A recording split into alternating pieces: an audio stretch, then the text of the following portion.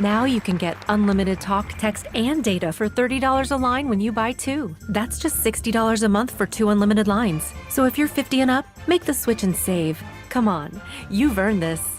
Call 1-888-FREEDOM or visit consumercellular.com today. Requires 2 lines of service, age validation, and credit approval, subject to system and area limits, taxes, and other fees apply. When it comes to football and hockey, Abbey Road Tavern and Grill is the road to a good time. NHL, NFL, and college game watching at its best. Play NFL Pick'em every 1 p.m. Sunday game to win a $25 gift card. Plus, halftime raffles for big ticket items. Enjoy award-winning burgers, biggest wings, killer beer specials, full bar, and high-def TVs sound on. In Cary, catch the games at the original Abbey Road Tavern and Grill on West Chatham. In Apex, head to Abbey Road on Center Street.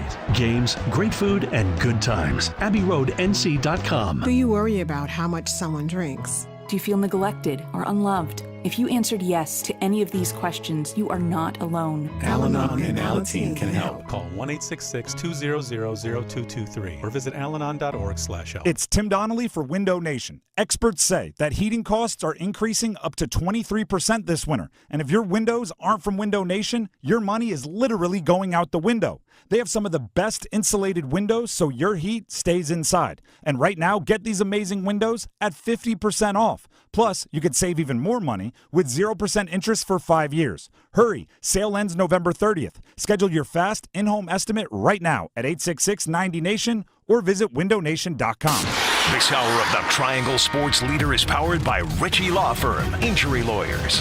Ritchie Law is on top of it. Go to ritchielaw.com. That's ritchielaw.com. They score!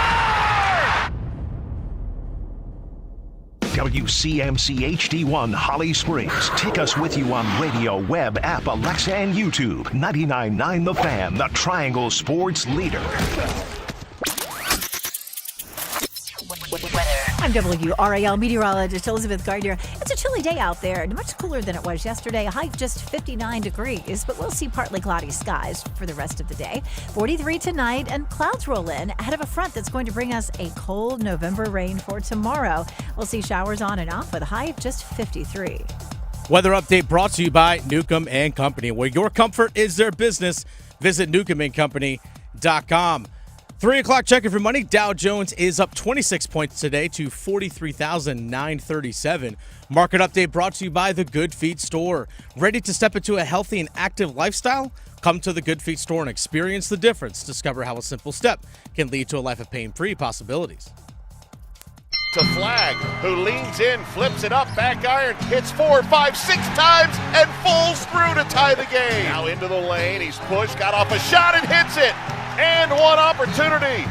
Cooper Flagg. His car driving down the lane, jump stop right at the cup, got the foul, puts it up, got the roll. Andrew Carr with an answer. Down 2. Flagg beyond the arc. Flagg nearly lost the dribble. Flagg slipping. Flagg trying to pick it up. He hits the end line and turns it over. The Drive with Tim Donnelly on 99.9 The Fan. The Drive with Tim Donnelly here on 99.9 The Fan on a Wednesday. I'm Tim Donnelly. Dennis Cox producing the show. Duke versus Kentucky last night. Tuesday night elite hoops. Super Tuesday. Super Tuesday. We might have to talk about what Tuesday could do for you in a little bit for the ACC. For right now, Duke lost. They call it like we sees it. They had the lead for a big chunk of the game. Kentucky brought the energy late, made a few more shots late. Andrew Carr, former Delaware Blue Hen, former Wake Forest basketball player more recently, for Kentucky had a big night, and Kentucky won the game. Cooper Flagg, and really his introduction to college basketball. I know they had a couple tune-up games. This was the real big one for the expected number 1 overall pick in this upcoming NBA draft. Had a heck of a day, and then a heck of a last 2 possessions. And positive for heck of a day, negative for heck of a last 2 possessions. 77-72 Kentucky won, by the way. Duke had the ball in Cooper Flagg's hand when it was tied and didn't even get a shot off. Lost it on in the paint, and then had the ball in Cooper Flagg's hands down 2, and he lost it, kind of slipped, dribbled it off his own foot, and it went out of bounds down on the end line. You just heard those highlights there. Here's the part that I want everybody to know. Even all-world, all-star, preseason All-American, highly compensated, highly name, image, and likeness, highly everything freshmen are still freshmen. That's why Duke plays these non-conference games. That's why any elite program plays these big non-conference games. It's to get their freshmen the reps in those games, in that situation. Cooper Flagg will learn. Con Knipple will learn. Ian Jackson for UNC, because of the Kansas game, will learn. Drake Powell will learn. Even the top freshmen are still freshmen. They're very talented, but they'll have freshman mistakes. That's why they're called freshman mistakes. Cooper Flagg's going to learn that in those game-winning situations, less is more. No need to dribble, dilly-dally, back and forth, spin move. Basically hold the ball, dribble, right? Keep your dribble alive if you need it. And then when there's however many seconds left on the shot clock that you're comfortable with, go. Get to your spot, get a shot up. That's what it is. Next time he'll be better suited for it. But more importantly, and you can agree or disagree with the call, as far as who gets that shot, some thought Tyrese Proctor should have had the ball in his hands. Some thought Con Knipple would have been the better creation scorer and you should have got the ball in his hands. I like that there was no doubt whose ball it was. Whoever it was, you could tell the team was fully behind him. John Shire talked about putting the ball in Cooper Flagg's hands late. We're going to be in these moments a lot together, and I trust his instincts, and I probably could have put him in a better position, to be honest. And but he's got to touch it and trust that good things are going to happen. And, I wish you could say that every time it's going to work out, and that's not reality. And I'm just so proud of him, man. Again, what he did in that game, he willed us in that game. He willed us, especially down the stretch, to have 12 rebounds. Again, 26. And I think he'd tell you he's got more in him too, but again, I want him to touch it down the stretch.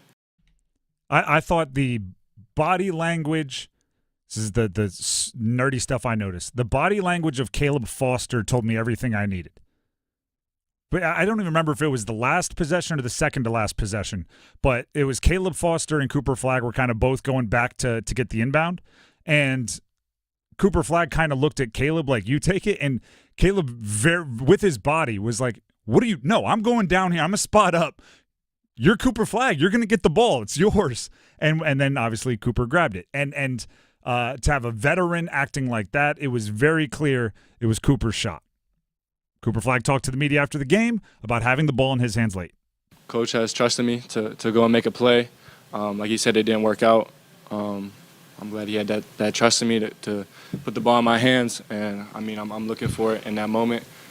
It didn't work out, but I'm still going to look for it no matter what. Now I want to be clear here. What I'm going to do next is not an excuse, okay? Not because there aren't reasons and excuses built in for why somebody like Flagg would struggle in those late game scenarios. I'm not making an excuse or giving a reason for why they didn't win, because I refuse to believe that I have to make an excuse or a reason for somebody who in their very first Power Conference college basketball game against Kentucky in the Champions Classic on national television scored 26 points, had 12 rebounds and 2 assists. There's no reason for an excuse. There's no need to explain why. That's a great day. Yeah, 2 blocks as well. 2 blocks as well. One of them was a real recovery effort under the bucket. That was crazy. But there is context that needs to be. He is 17 years old. You want some context for that? Hunter Dickinson, Kansas center. He turns 24 in 12 days. Hunter Dickinson, this month, turns 24 years old. Cooper Flagg doesn't turn 18 until a couple days before Christmas. Ironically, Hunter Dickinson was playing for Kansas on that same floor before Cooper Flagg did. That's part of the reason why I was like, he can't be that old. If you watch the Michigan State-Kansas game, Hunter Dickinson did the too small celebration to somebody on Michigan State. ironically, who had just goaltended his shot. Huh. Then he turned around and did the little too small, and somebody commented, "You turned 24 years old in 12 days, sir." And I was like, that can't be right. I looked it up. He turns actually 11 now. He turns 24 in 11 days. Cooper Flagg doesn't turn 18 until December 21st. It's just part of the story. He's a high school senior that was trusted with 2 game-winning opportunities against Kentucky, or game-tying opportunities against Kentucky. He will be fine, and he was better than fine last night. He was really darn good. You want to point to something? Point to Duke, and Cooper Flagg participated in this, shooting 17% from 3. That's the difference. Multiple guys can wear that blame, and it's not like they were bad shots. These aren't all step-back fadeaways. They were open shots, sometimes open, miss, offensive rebound, right back to you, feet in the same spot, open again, clank. Like there were misses happening that I don't think they anticipated missing at that rate. Con Knipple in the second half, not the best shooting performance of his career. Granted, it's only 3 games. Everyone that's been around Knipple tells anyone he is a professional scorer. So I anticipate that not happening much. Mason Gillis, I think he needs to bring more offense off the bench. He was a 40+% three-point shooter at Purdue, where he was the Big Ten Sixth Man of the Year. Shooters need to shoot. Shooters need to shoot. There will be changes made to what Duke put on the floor last night. Why? Because they lost to Kentucky. I don't think Kentucky is one of, like, in the handful of most likely to win a national championship for me. I think 20 to 27 is kind of a good ranking for them. I think they'll be better relative to the field early in the year because they are so many juniors and seniors. But as everyone else gets more experience, they will be passed by talented teams like Duke and others. That's neither here nor there. Duke lost to them, right? And they had an opportunity to put the game away a few times. They had an opportunity to win it at the end a few times. There will be changes made to what they do. Hopefully, some of it has to do with like keeping your players more hydrated, because after Cooper Flagg cramped up in the first 2 games, Kamen Malawash was cramping up in this one.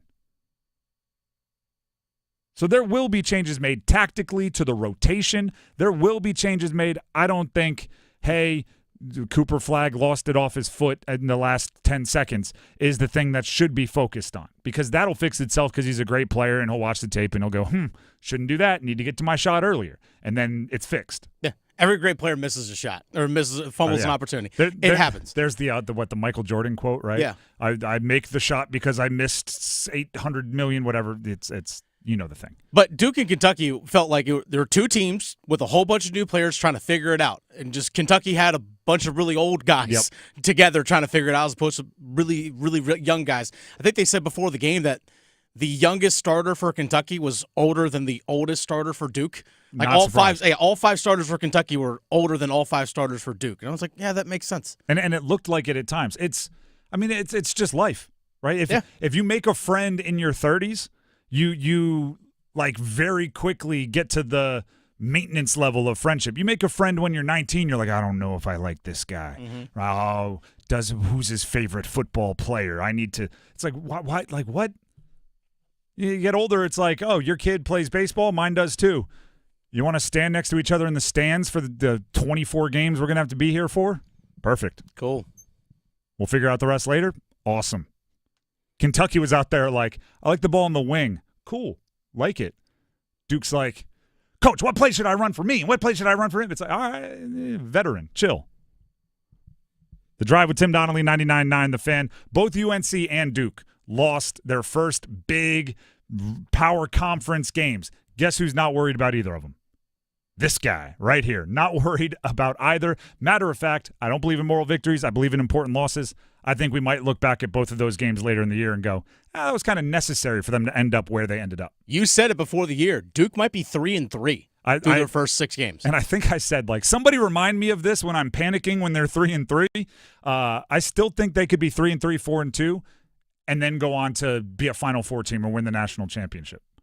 That's a big if. Like, can be is different than will be, but I just think it's possible because of the way their schedule lines up and how young they are.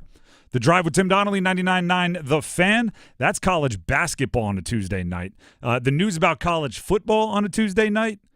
College football playoff rankings emerged. They were released yesterday, the update at 7. And let's just say the ACC is not the apple of anybody's eye. Stick around. Get crazy, Canes fans. It's hockey night in Carolina. Game over! Sebastian Aho wins it in overtime! Storm Watch with Adam Gold at 8:30. Here come the Hats! A natural hat trick for Marty Natchez. 3-0 Carolina.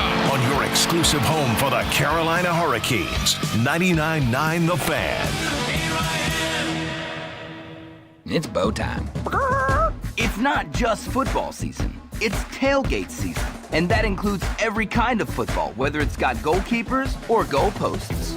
The kick is good! Because it doesn't matter where or how you tailgate. When you've got crispy chicken and fluffy buttermilk biscuits from Bojangles, your tailgate is better than great. It's legendary. Head to Bojangles and order your tailgate box with boldly seasoned chicken, fixins, biscuits, and legendary iced tea today. It's bow time. Planning a tailgate? Then it's bow time. Bojangles has everything you need for the perfect tailgate, no matter how many fans you're trying to feed. There's the original tailgate, the super tailgate, and for a really big crowd, the jumbo tailgate special. And if you like your chicken off the bone, choose the Supreme's tailgate special that includes 12 perfectly seasoned tenderloin fillets.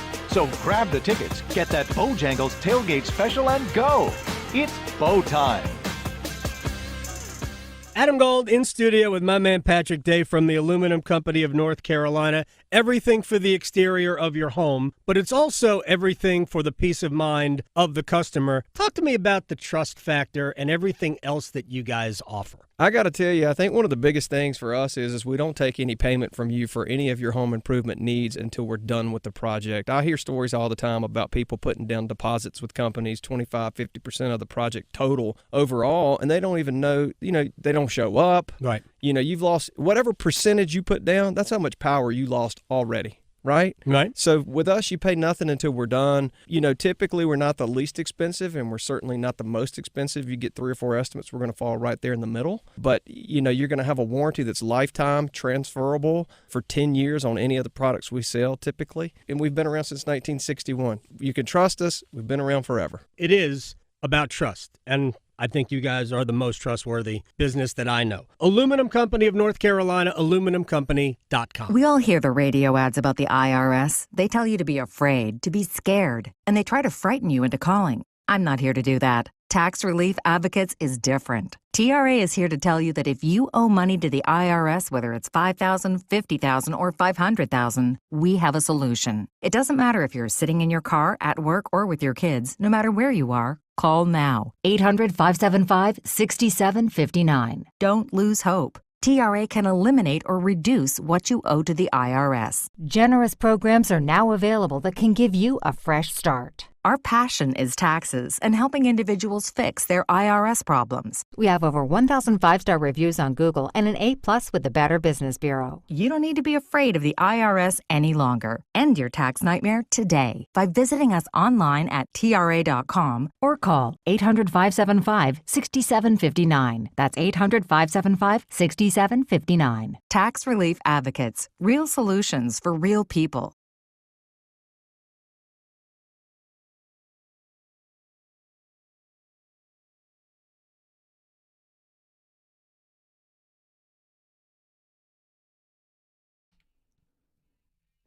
The Drive with Tim Donnelly, 99.9 The Fan.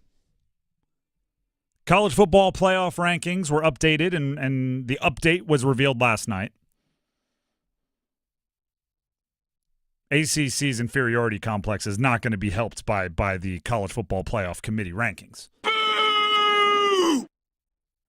Let's start with the SEC might start developing an inferiority complex. The Big Ten for the top 5 spots. Yeah, what's up with that? I don't know. When's the last time they won a national championship? Been a minute. Oregon first. Well, I said Michigan last year. Yeah.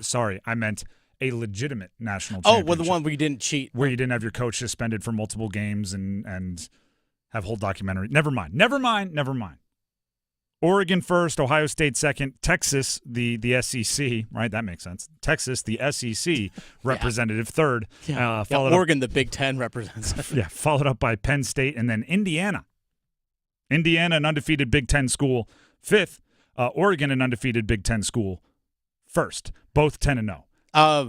Penn State, one loss. Yep, above. Big Ten at 4. Yep. Make it make sense. Penn State and Ohio State are both 8-1 ahead of Indiana, who's 10-0.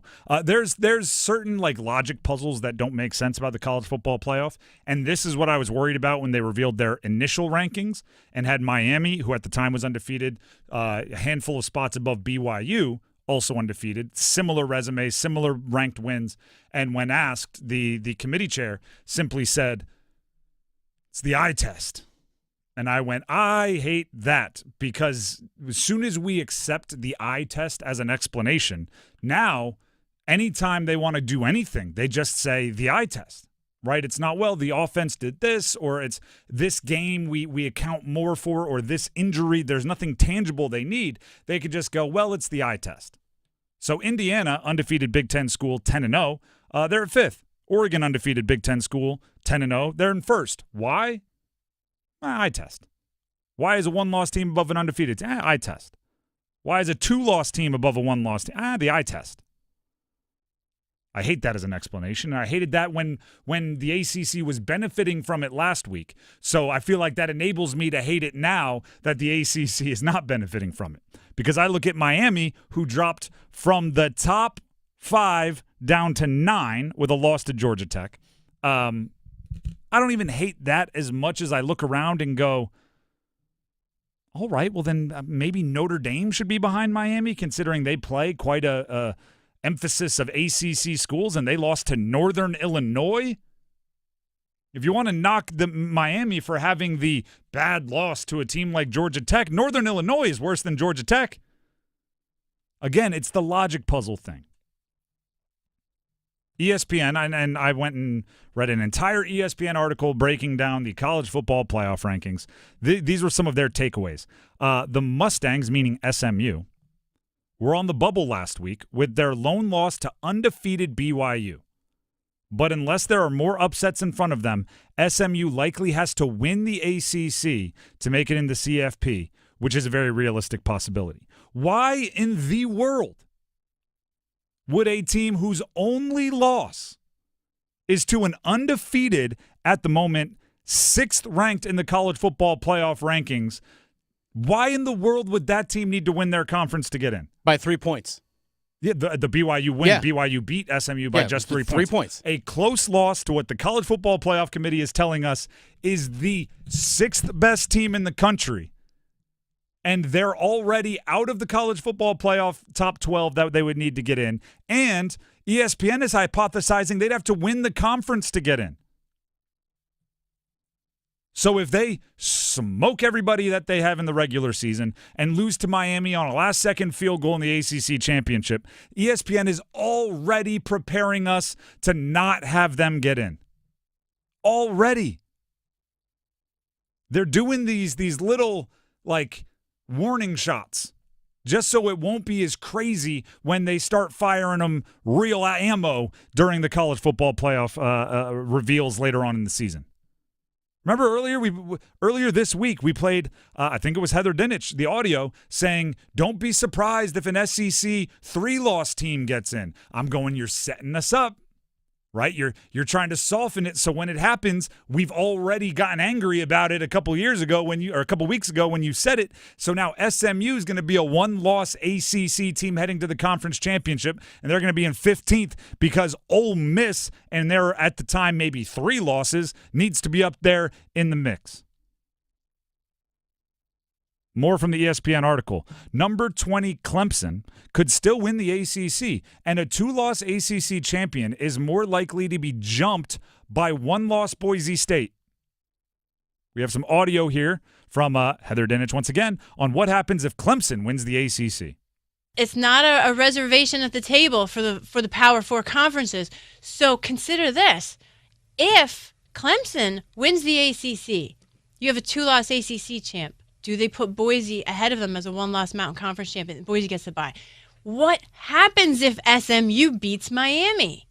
They have a one-loss ACC champ. But again, to my point, where are they ranked tonight? What do they think of a potential ACC champion that's ranked behind 3 two-loss SEC teams tonight? How does that bode for the future if SMU wins the ACC? I can't emphasize this enough. I like Boise. Ashton Genty is a monster at the running back position. The Boise State Broncos have no business being ranked over a 1 or 2 loss ACC champion. No, they already, the committee has already made it obvious you can be ahead of a team with more losses if you play a more difficult schedule. That's how Alabama ends up over SMU. That's how Texas ends up over BYU, right? These are teams that have more losses ranked higher than a team with less losses. So don't sit around here and say, if an ACC champion has 2 losses, Boise State, if they have 1 loss, has to be above them or even could possibly be above them. Do you know who Boise State's best win is? UNLV? I don't even know. You go back and watch their schedule, it's a bunch of teams that darn sure wouldn't count as anything impressive if an ACC team beat them in a non-conference game. Washington State? Maybe. Their best game is a close loss to Oregon, but obviously we don't care about close losses to top 6 teams, or else SMU would be higher. 3-point loss to a team in the top. Oh, look at that. Now it counts for Boise. If Boise ends up over an ACC champion and the ACC champion has anything less than 3 losses, that is I would argue, as bad of a misranking as we've seen. And they're already preparing us for it. They're already trying to soften the blow. Have you ever been the person at like a wedding who has the phone and the stats app up, and you might be sitting at a table with somebody who is a diehard fan, and you're checking the stats, and you start with like, all right, game just started. All right, it's 7-0. All right, 14, and then you're just like, you know what? I think you should prepare for bad news. Like I think this could end up being a 30-7 loss for you. I think you should start mentally getting ready for it.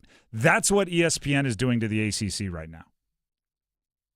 It starts with like, well, let's debate why Miami is where it is. And you're like, all right, yeah, let's do it.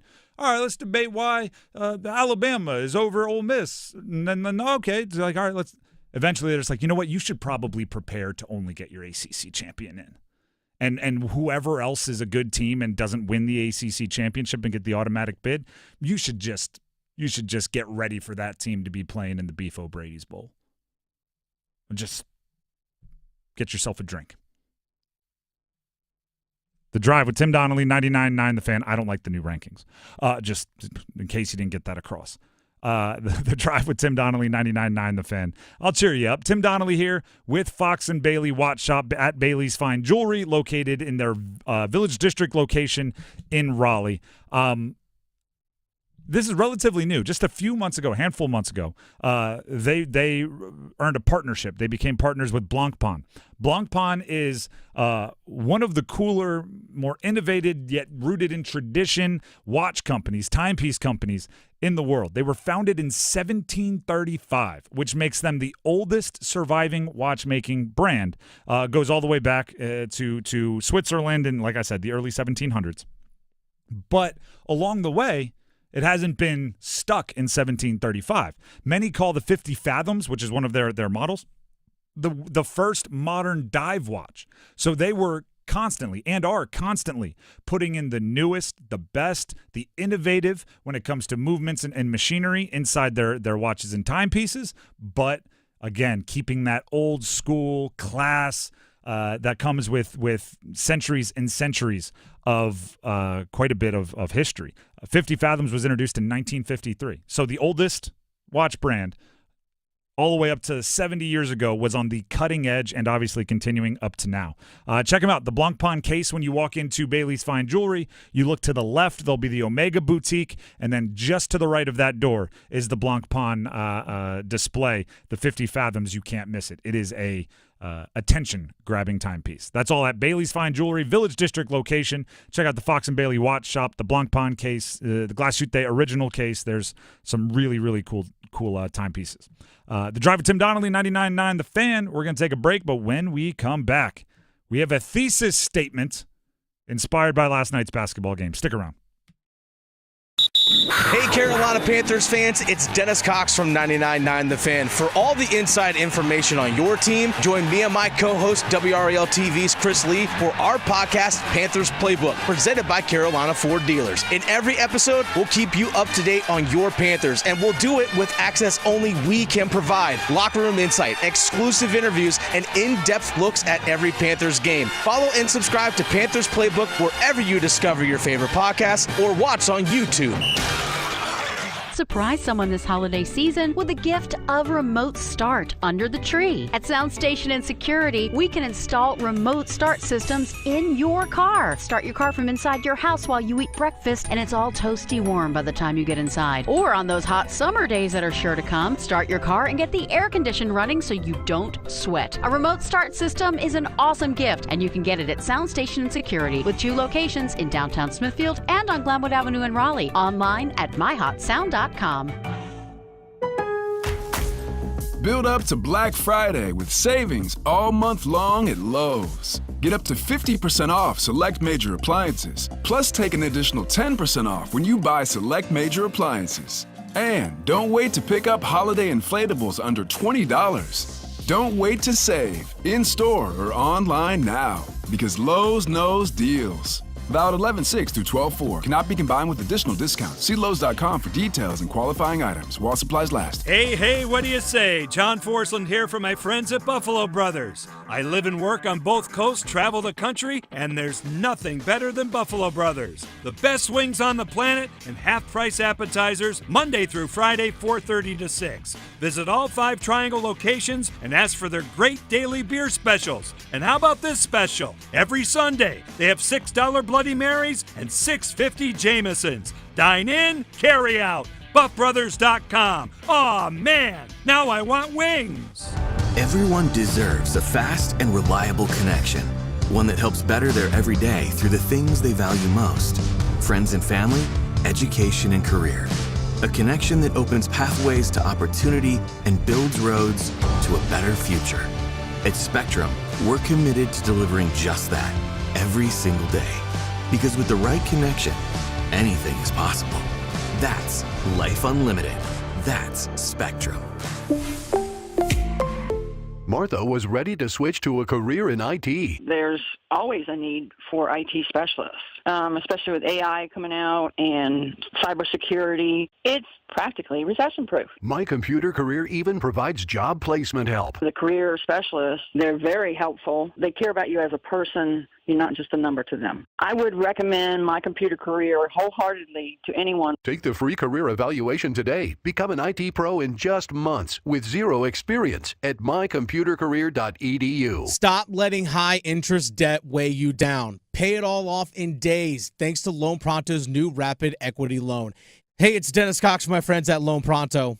Imagine a completely hassle-free way to cash out your home equity. No appraisals, no paperwork, no waiting. Loan Pronto's Rapid Equity Loan uses AI-driven tech to get you approved for cash out in as little as 1 day. One client got $100,000 approved in under 24 hours, wiped out their debt, launched a home improvement project, and is now saving over $1,000 a month. Instant approvals, low fixed rates, fast transfers. Get cash to consolidate all your debt and get a fresh start for the new year. Call Loan Pronto now and see how much you qualify for. Imagine this time next week, you could be credit card debt free. Call 919-381-1760, loanpronto.com.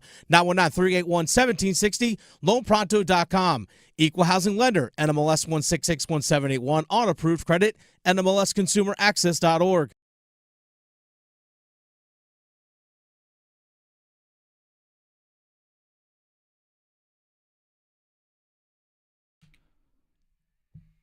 The Drive with Tim Donnelly, 99.9 The Fan. There's sometimes, right, when you're hosting a show, you can't help but almost be smacked in the face by the universe with an idea and opinion. Something that, like, you think about it one day, maybe it's brought up, then you're watching the game and they reference it. Then you go to the next game and there's an obvious situation for it. It's happening to me with what our thesis statement is going to be here. It's actually kind of like, this is what I'm going to equate it to. Many of you will get this. Do you remember when George Pickens 2-3 weeks ago made a catch and got the same foot inbounds twice? Yeah. And we learned that it wasn't a catch because the same foot twice does not equal 2 feet. And then a couple days later, Garrett Wilson had the same foot inbounds twice, but then he also got a shin down or a calf down. Yeah. So it did count. And then there was an interception like 4 or 5 days later where the defensive back didn't get the shin down. It was just the same foot twice again. And I was like, the rules committee has to be like, we never even thought of does the same foot twice equal 2 feet, and hadn't seen it in my 40 years watching football, and now I've seen it 3 times in the last 8 days. I guess we should clarify this rule better in the offseason, right? It's like the universe is telling me we need to do better. Well, let's go ahead and fire up the thesis statement. College basketball needs to pay more attention to Tuesdays. And here's why.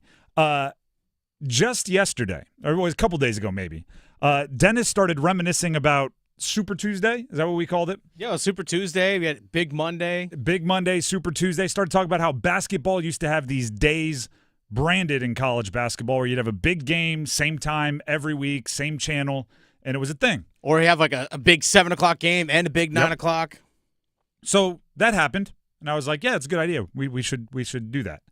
Then last night, I'm sitting around and I'm watching basketball, as you do. And I thought, like, this is great. This is one of the first basketball games I've watched this year where I didn't have some other game I was flipping back and forth to. I didn't have to double screen it. I didn't have to have stats up in my lap refreshing for some other game that I'm paying attention to. I can just sit back and enjoy this Kansas-Michigan State game or this Duke-Kentucky game and just enjoy it. And then I thought, well, that's because it's a Tuesday. There's usually not much going on a Tuesday. And then today I came in. I was talking with someone around the office about the college football playoff rankings. And they went, oh, yeah, they did come out yesterday. It was a Tuesday. Because it's become branded that college football playoff rankings are updated and revealed every Tuesday. And I went, all right, that's it. Somebody's got to own Tuesday, right? Somebody is missing the boat on Tuesday being their thing. And it went back to the audio we played for you yesterday if you were listening at the end of the show. If not, I'll give you a paraphrase real quick. Mike Krzyzewski, talking about the health and future of college basketball, talked about the need to start thinking like a business. His argument was college football thinks like a business, while college basketball doesn't quite. They operate almost as a university extension or a nonprofit of some kind, and they need to get business people in power so you can start operating like a business. And that's when it all connected for me. The universe kept saying, hey, you need to talk about this game on Tuesday. You need to make this game on Tuesday a thing. Tuesday. What's the first rule of business? Coach K saying we should think about it like a business. What's the first rule of business? Location. College basketball, and I'm going to zero in even on the ACC. Don't put a pizza place across the street from the best pizza place in town. Find the part of town that doesn't have a pizza place and put a great pizza place there. One of the more underrated things that a college sport or a college conference or a professional league can do is own a day of the week. Monday Night Football. You can't do better than that. Monday night. Or just Sundays in the NFL in general. NFL football Sunday. Yeah. College football Saturday. You owning a night, it's just everybody knows what they're doing. What am I doing tonight? Oh, it's Monday. Watching the game. Who's playing? Don't even know. ACC football used to own Thursdays. They used to own Thursdays. Oh, yeah. You'd be a Pac-12 fan in the Pacific Northwest, Thursday night, you're like, I'm excited for this Georgia Tech NC State game. And you were just into it because they owned Thursdays. I remember one of the big games in recent years when Lamar Jackson was at Louisville Thursday night at Carter Finley playing against those Bradley Chubb, NC State. It was 2018, if I remember correctly. And it was great. Nationally, it was a thing. Nationally. Football, college football is trying to own Tuesdays with a rankings release. You can't let them do that. You can't own a day with, hey, here's a list of names. How cool. This ain't Selection Sunday. You can't own a day with a rankings release. I'm looking at ACC basketball, but if the NCAA, if a bunch of conferences want to get together, I'm fine with that. They should try to own Tuesday nights. Do you know why? It's unclaimed real estate. Location, location, location. Right now, football season's going on. You don't want to compete with the biggest and baddest football games for the casual sports fan. But on Tuesday, everybody's looking for something to watch. Got to compete with some NHL, some NBA stuff, but they're both early enough in their seasons as well that it's at least a fair fight. You don't want to be going up against like a playoff implications football game. I'd throw Wednesday into that mix too. Of course. Like, think of this might be the best way to describe it. Let's look at the group of 5 football conferences, right? How often do I talk about Conference USA? Not that often. That might come up if it's one of the local teams or something. There's a specific game. But I would say like once a week I reference MAC just because it's MACtion, baby. Just because, hey, I want to gamble on something on a Wednesday. MACtion. Everybody loves MACtion. For too long, you've let some random Midwestern football conference own 2 days, 2/7 of the week. Monday, Tuesday, and Wednesday is just like, oh, that's MACtion. Why are you giving that up for free? It doesn't matter if football season's going on. You can have a Tuesday that you own. In basketball season, you can have a Tuesday or a Wednesday that you own. UNC versus Kansas and Duke at Arizona last Friday, this upcoming Friday. Not this most recent, the next Friday. Those are 2 of the best college basketball games on the entire calendar. Most entertaining blue blood programs, semi-wasted on a Friday night. Put that on a Wednesday is the biggest game in town for a night where everybody's at home because they got work in the morning. If Georgia Tech is going to host number 17 Cincy, which they do, at home in Atlanta, why in the world would you put it at the same time in Atlanta as a University of Georgia football game, which it is? It's at 2 o'clock on a Saturday. Georgia plays a midday game on the football field. Anyone that's talked to anyone that's ever walked through Georgia knows if there's a Bulldogs football game going on, no disrespect to Georgia Tech, there's not many people paying attention to something else. Find the right spot. Think like a business person when you're building college basketball. Super Tuesday, it could be that simple. Get your conference together, get with your media partner, and say Tuesday or Wednesday, which one's better. And then I don't care if you have to start your conference games now. Put a big conference game or just, all right, how many teams are in the ACC now? 18 in basketball? Yeah. 18. That's months and months. Give each team one Tuesday and say you have to play a ranked opponent or a blue blood or a top of the line non-conference game this Tuesday. Some other power conference opponent. Yes, something real, but don't cheat me, right? Don't go, hey, BYU is now a power conference opponent. No, right. Get somebody with some sizzle. Get a coach that's paid $5 million or more. Get something there so you own it. I think that's what the ESPN, when they initially created the ACC Big Ten Challenge, that was kind of the point, was to have that Tuesday, Wednesday, back-to-back days of high-profile matchups. The only issue I have with the challenges is it creates 5 great games and then a bunch of middle-of-the-road teams against middle-of-the-road teams and then bottom. Those top 5 in the ACC SEC Challenge are awesome. Heck, spread those out. I'm just saying, at a certain point, you got to stop trying to fight the NFL or try to fight, SEC and ACC football and just go, all right, cool. Where do you live? We'll move to the other side of town and we'll dominate over there. That's my thesis statement. Tuesdays should be a battleground. I think ACC basketball could win. The Drive with Tim Donnelly, 99.9 The Fan. Let's talk ACC basketball.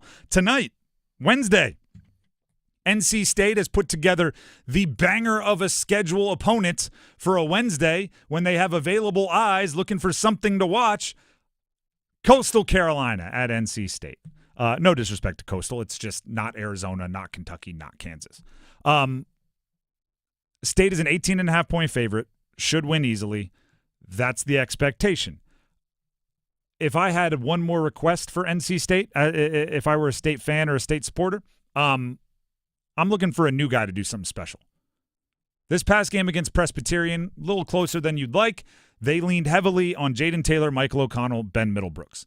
Those three guys were in the rotation, made big plays at different times for the NC State run to the Final Four last year through the ACC Championship and to the Final Four. So when things got cooking a little bit against Presbyterian, and I say very little bit, right? When the oven got turned to simmer, right? The heat in the kitchen wasn't turned to high; it was turned to simmer, warm. Those three guys were like, "We got you." They totaled 46 points, over half the scoring for NC State. They won the game handily. It's a given that you have that. Opposing teams, especially the overmatched non-conference opponents, are not going to rattle guys that were contributors on last year's run. That run will harden you over like a crabapple. Do you know how I know that NC State run? Like, I don't overhype it with how much I talk about it and reference it. Last night I was watching Duke, Kentucky. We've been discussing it. Jay Billis went on like a 2-minute discussion about how awesome the NC State run through the ACC championship in the Final Four was. They referenced DJ Burns. He said it was one of the more incredible things he's seen in basketball.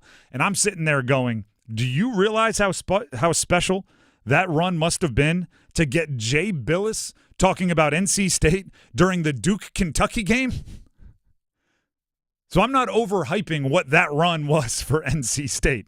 Jay Billis was like, yeah, Cooper Flagg in Kentucky, cool. Let me talk about DJ Burns for a second here. And I went, yep, big deal.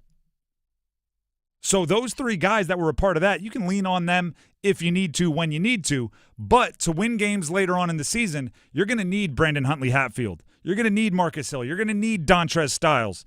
Transfers incoming to be main contributors, to help out, to not put it all on those three. Maybe one of the freshmen, maybe Trey Parker, maybe Paul McNeil, Dennis Parker Jr., who was a young guy that was in and out of the lineup last year. Like, they need a new person to step up. Right? It's having the support of veterans who have been to the mountaintop is a gift and a curse, because it's a safety net, right? Oh, we're not used to the hot fire. Oh, you guys take it. Oh, we're not used to. Oh, you guys take it. Oh, you guys take it. And they're always going to be there, right? Michael O'Connell's not going to get rattled. If he didn't get rattled last year, he's not going to get rattled this year. But I almost want to push him out the nest, right? Remove the safety net just to see how the new guys operate. And performing well against a game like Coastal, which you should win handily, is one way to start proving that trust, earning that trust. That's what I'm looking for tonight. Maybe a leading scorer who wasn't on the team last year. Maybe a leading assist guy who wasn't on the team last year. Just something that shows me the new guys are getting more and more and more comfortable, because it's also a social game. It's also a mental game. It's really hard to wave off the guy that hit that shot against UVA and say, no, I'm taking it. Because it's like, wait, come on, man. I hit one of the most iconic shots in basketball history. When I clap for it, you throw me the ball. And even if Michael O'Connell isn't saying that or acting that way, it's a vibe thing, right? It's like, this is my ball just because I am who I am. And say, hey, bud, look, hey, I appreciate it. I love the effort. Love that you want the ball. Let me take the first shot here. Yeah, exactly. I don't know if you were watching the NCAA tournament last year, which I knew you were not a participant in, Brendan Huntley Hatfield and Mike James, because we eliminated you from the ACC tournament. But we did some things. Ball up top. That's where you say, yeah, I didn't watch it. I was doing it. Yeah, you were, yeah. That first weekend's so fun. You get to watch all the games, unless you're playing in them. And I'm not saying there are those thoughts, but I'm saying you don't even have to say that kind of stuff. You just have to break down those barriers kind of, like I said, socially within the team. And I think tonight's a good night to do it. The Drive, Tim Donnelly, 99.9 The Fans. You know what else tonight is a good night to do? Round out a NHL road trip with a victory over Utah. Canes in Utah for the first time. Yeah. The newly monikered Utah Hockey Club. As Paul Ihander, on host of Next Up from 9 a.m., as he said this morning, the Hurricanes at the Hockey Club. That's, I mean, it's factual. I mean, it's don't find the lie. Yeah. Here's what I'm looking for from the Canes tonight. It's time for the Stars to take them home. Yesterday, we did some statistical breakdowns on some of the ways that, like, Aho, Svetch, they're playing well. Jarvis, but he's hurt. We'll talk about it. They're playing well, but not finishing at a rate that you'd like on their shots on goal, maybe not getting the point production, specifically the goal production that you'd like to see from guys like that. I want to see the Stars take them home. Actually, you know what? Let me ask you this question. Is Martin Necas a core guy now? I think he's been. Well, like, the way I've kind of framed the core is Aho, Svetch, Jarvis, Slavin, because they're the ones with the long-term contracts. Sure. They're the ones with the big money long-term contracts. I'm almost like, when I reference the Stars or the core four or the core group, I feel foolish leaving Martin Necas out the way he's been playing, but he doesn't have the long-term contract. So I guess what we'll say is like he has temporary status in the core group, and if he keeps playing this way, he will gain permanent entry in the offseason when I'm certain a checkbook will be open for him. So I'll use that, right? Jarvis out. I want those four guys to take him home that are playing. I want Aho, I want Svetch, I want Necas, and I want Slavin to take them home. I want them to power the car. Utah, I would say, isn't special at much, but they're also not bottom feeders at much either. They're just a solid team. It's one of those games where if I'm Rod Brindamore, I'm saying it's about us more than them, right? You don't change your game plan a bunch to stop there's no McDavid or McKinnon or something like that you have to change your game plan around. There's no special system or something they do extremely well, but also you have to be on top of it in all points of your game, because if you don't, they're good enough to take advantage. They're right down the middle. 6-6-3, I think, is their record. Like, right down the middle. Average hockey team. Also, after this, there's 2 days off. Doesn't sound like much, 2 days off, but it's been over a week since they've had back-to-back days off. They've been traveling a bunch. I do think a 2-day off break and then into a back-to-back Saturday, Sunday is an important deal. This is what I would call a by any means necessary win.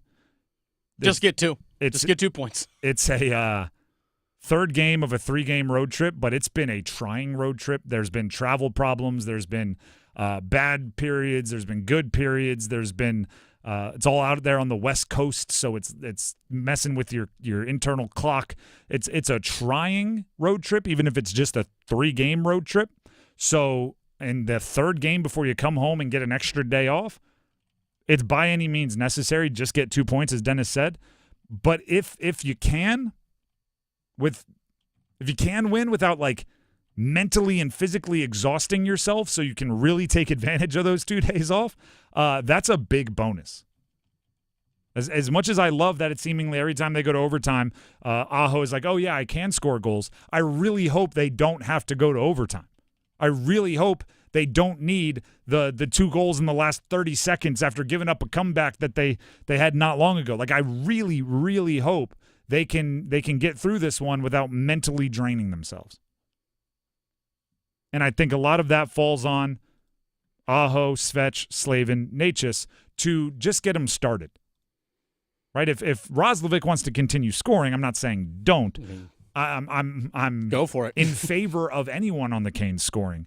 But in these situations, I think it oftentimes is the most talented players, even if it's like Svetch setting the tone on one of his first shifts with a hit, right? Like go knock somebody head over heels. Like do something just to show everybody that you're going to play hard, you're going to get the win, you're going to get out of there, you're going to get home. You'll be in Carolina in a few hours. By the way, for people that don't know, Seth Jarvis did not skate this morning in the morning skate with the team.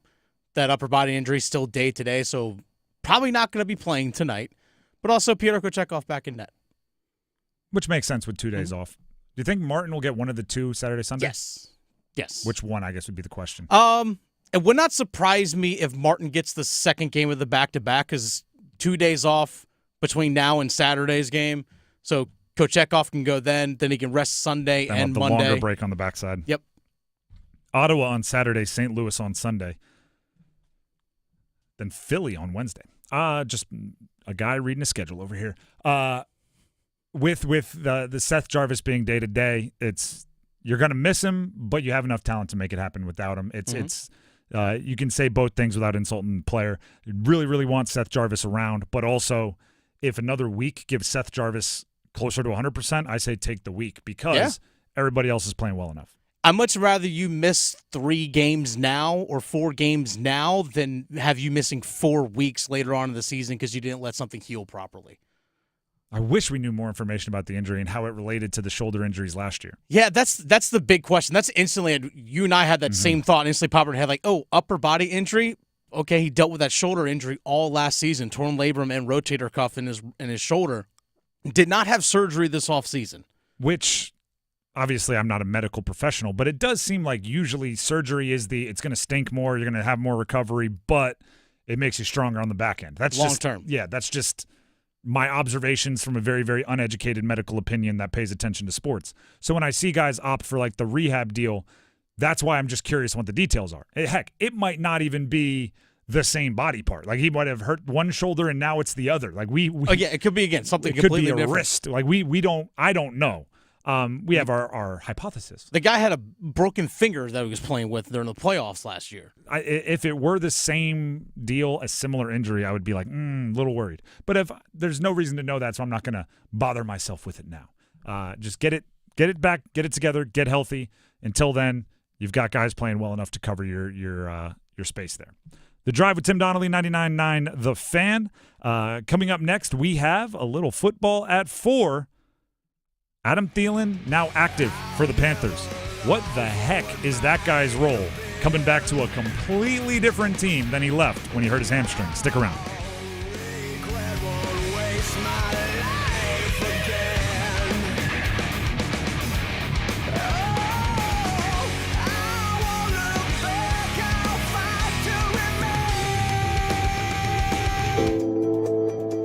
Hi, this is Renee Chu. The most trusted local news in the Triangle is now on the radio. WRL News Plus. Now get breaking news and severe weather reports on the radio 24 hours a day. Listen on the radio at 96.5 FM in Durham, 99.3 FM in Raleigh, and everywhere in the Triangle at 101.5 HD3.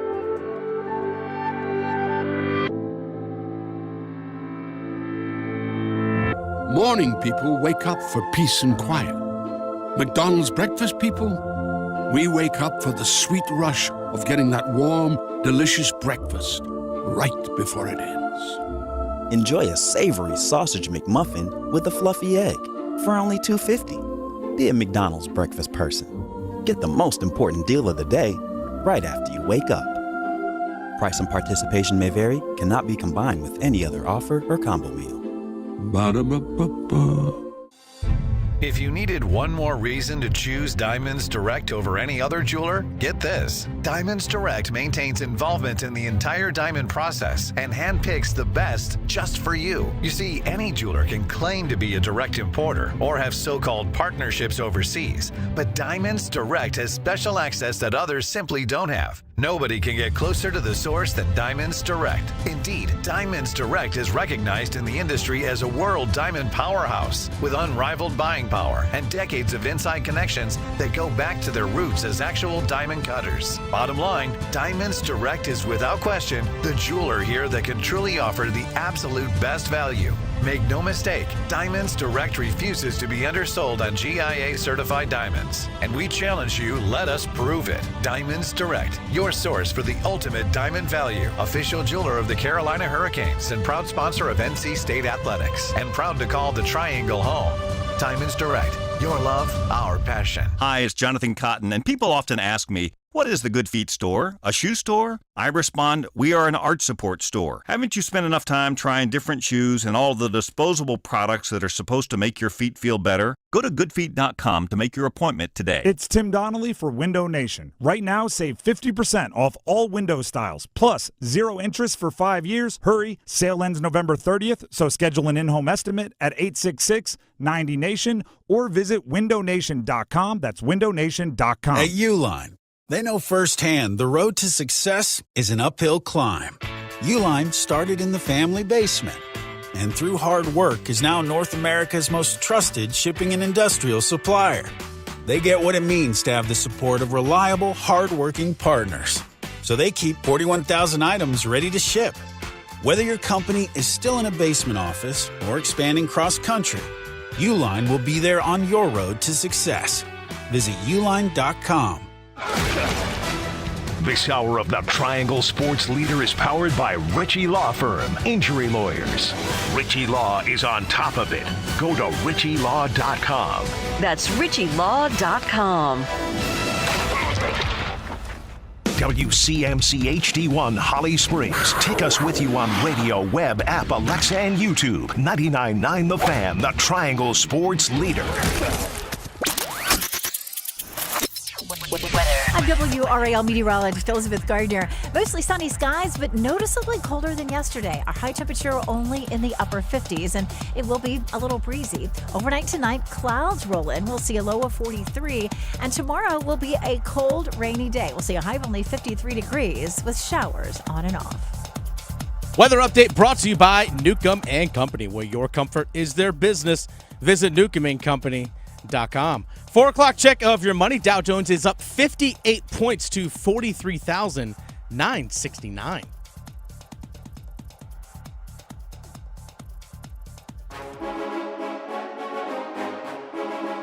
Let's move the chains. Time for football at 4. The Drive with Tim Donnelly, 99.9 The Fan. Football at 4.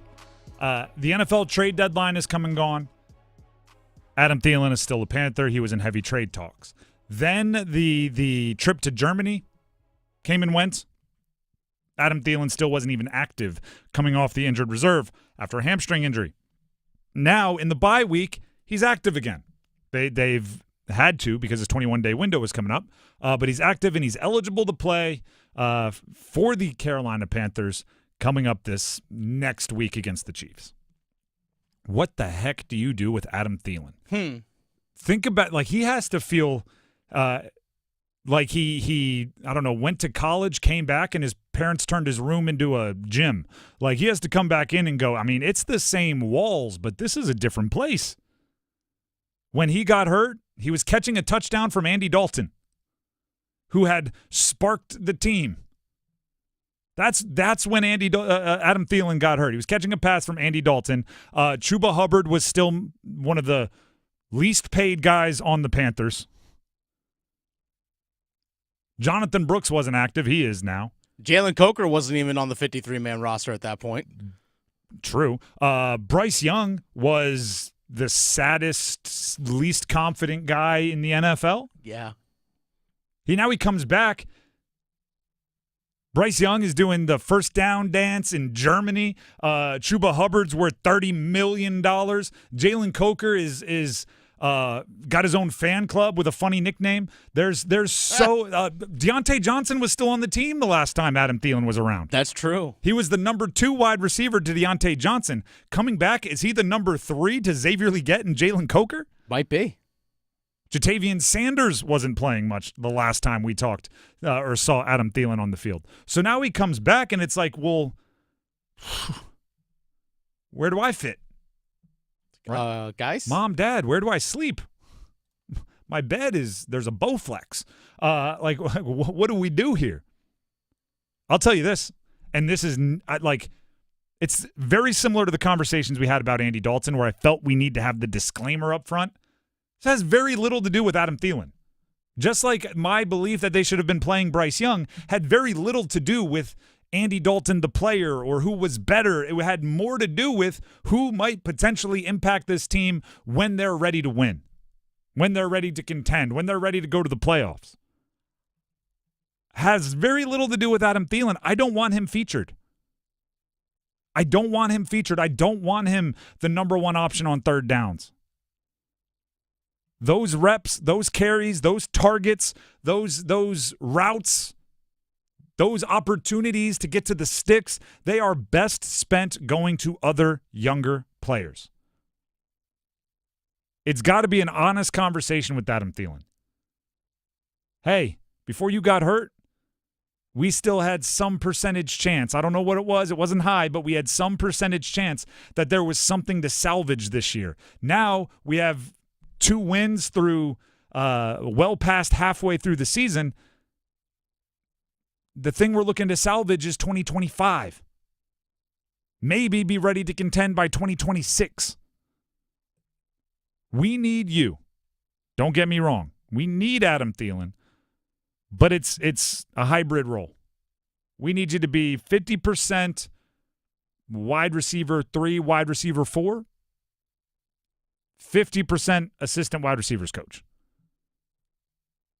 And that's not a conversation I would enjoy having. If I were the coach having to call Adam Thielen in and give him that kind of, there's 2 wide receivers on the field, I hope it's overwhelmingly Xavier Legette and Jalen Coker. Granted, it's been a little bit of David Moore out there. That makes even less sense to me. I hope coming out of the bye, Xavier Legette, Jalen Coker are the 2 wide receiver sets. If we go to 3 or 4, yeah, Adam, you can get out there on the field. But when you're not, I need you eyes and ears. I need you doing everything you can to pass along your decade-plus of NFL knowledge to the young guys. Right? Go look at actually, I'm going to look it up right now just because I like being guys naming dudes, naming athletes. I'm going to go back and look at who was on the Vikings early in Adam Thielen's career, when Adam Thielen might have been a rookie. Let's get some stats. We'll get there. By the way, as you're looking that up, you speak of snap counts and things along those lines and how much David Moore has been playing. Go to the last game against the Giants. 60 offensive plays for the Panthers. Xavier Legette was on the field for 59 of those 60. Jalen Coker, in terms of wide receivers, was second behind him with 53. David Moore was third with 50. So a lot of 3 wide receiver sets. I'm like, just give David Moore snaps to Adam Thielen. You can still get Coker and Legette 80, 90+% of the snaps and still get Thielen out there a bunch. By the way, this is going to be a good guy's naming dudes. Sure. In Adam Thielen's rookie year with the Vikings, their leading receiver was Greg Jennings. Oh, wow. This is like the tail end of his career after he had played in Green Bay. He was 31 years old at the time. All right. He had 740 yards on 59 catches. Nice. Guys like Kyle Rudolph were there. There was Matt Asiata was there as a running back. Jarius Wright wasn't that old, but was on there as well. Adrian Peterson, a 29-year-old Adrian Peterson, still a tank. I think what this year was is the year. this, by I think the this was way? the year he got hurt. 2014. Okay. My point is Teddy Bridgewater, who was young but he was there. Matt Castle, 32-year-old. Christian Ponder, a 26-year-old. My point is you had vets, right? You had vets. What little nugget did they give you? Hey, when so-and-so presses you, do this. Hey, when the quarterback is blah, blah, blah, here's how you can adjust and help him out. That's what I need from Adam Thielen. And, yeah, as a wide receiver 3, I like having him there because that's good for Bryce to have somebody in 3 and 4 wide receiver sets that is dependable, is going to catch the ball, going to keep the sticks moving. But it still has to be a Xavier Legette, Jalen Coker, Jatavian Sanders offense, passing offense first. which is why I would hate having, like, Adam Thielen is a good player. He had 100 catches last year, okay? I saw somebody, Thomas Brown took over play calling for the Bears, and he was the play caller that took over for Frank Reich last year with the Panthers. And literally, I forget, I was reading an article, and I apologize, I don't remember where it was. The comment was, if there's any reason to be optimistic, Adam Thielen had a pretty good year last year, and Thomas Brown was the offensive coordinator. Like, they're scratching and clawing for any reason to be optimistic. But that shows Adam Thielen's a good player. Like, last year, he had 1,000 yards, he had 100 catches, he's a good dude, good player. I'd have to call him in, and I would say that. Listen, you're a good dude, you're a good player. I need you to take a back seat. For no other reason than you're the oldest wide receiver in the NFL, and we're a team with a young player takeover happening. It's if you remember Y2K, I can't give you the ball. If you remember where you were when the millennium changed over, sorry, that's the cutoff here. Everybody else can, if when we say Y2K, you go, I don't know what are you talking about? Y2K? Is that a band? Is that a Korean pop band? If that's your question, then yeah, go ahead. You can get the ball. Chuba Hubbard's 25. I don't know if anyone else older than that should get any kind of significant, serious focus on this offense.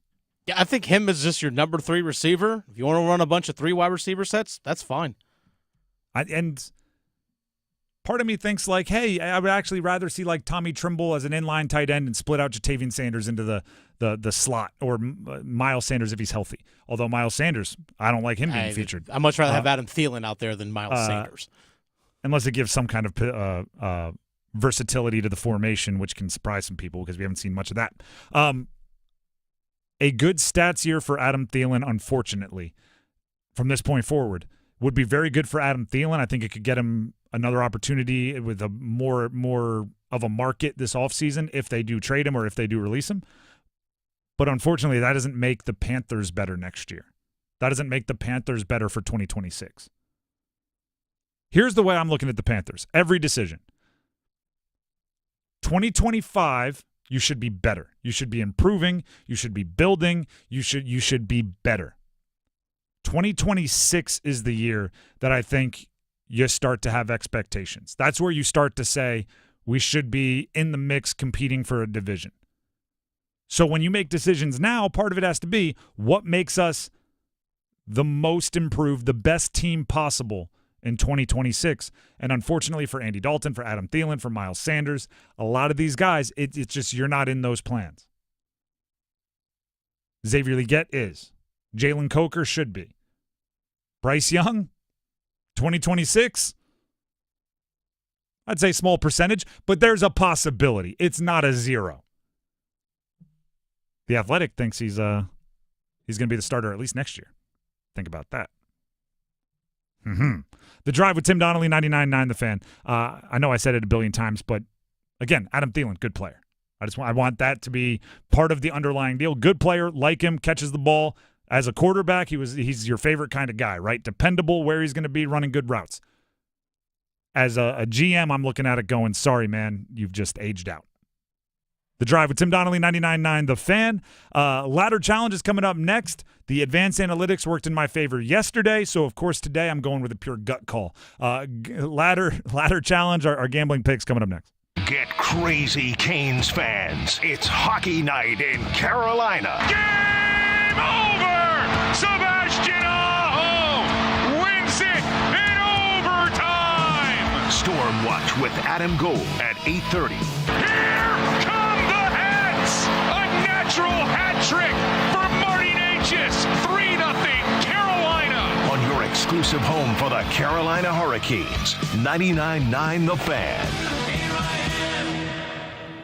Hey friends, Paul Lyhander from 99.9 The Fan for FanDuel. If you need a midweek boost, FanDuel, America's #1 sportsbooks, got you covered with the Hump Day Parlays Reward Stack. Every Wednesday, you can get parlay profit boosts on everything from spreads to over-unders and even player props. Don't let the weekend have all the fun. Take advantage of the Hump Day Parlays Reward Stack. Who knows? It might just become your favorite day.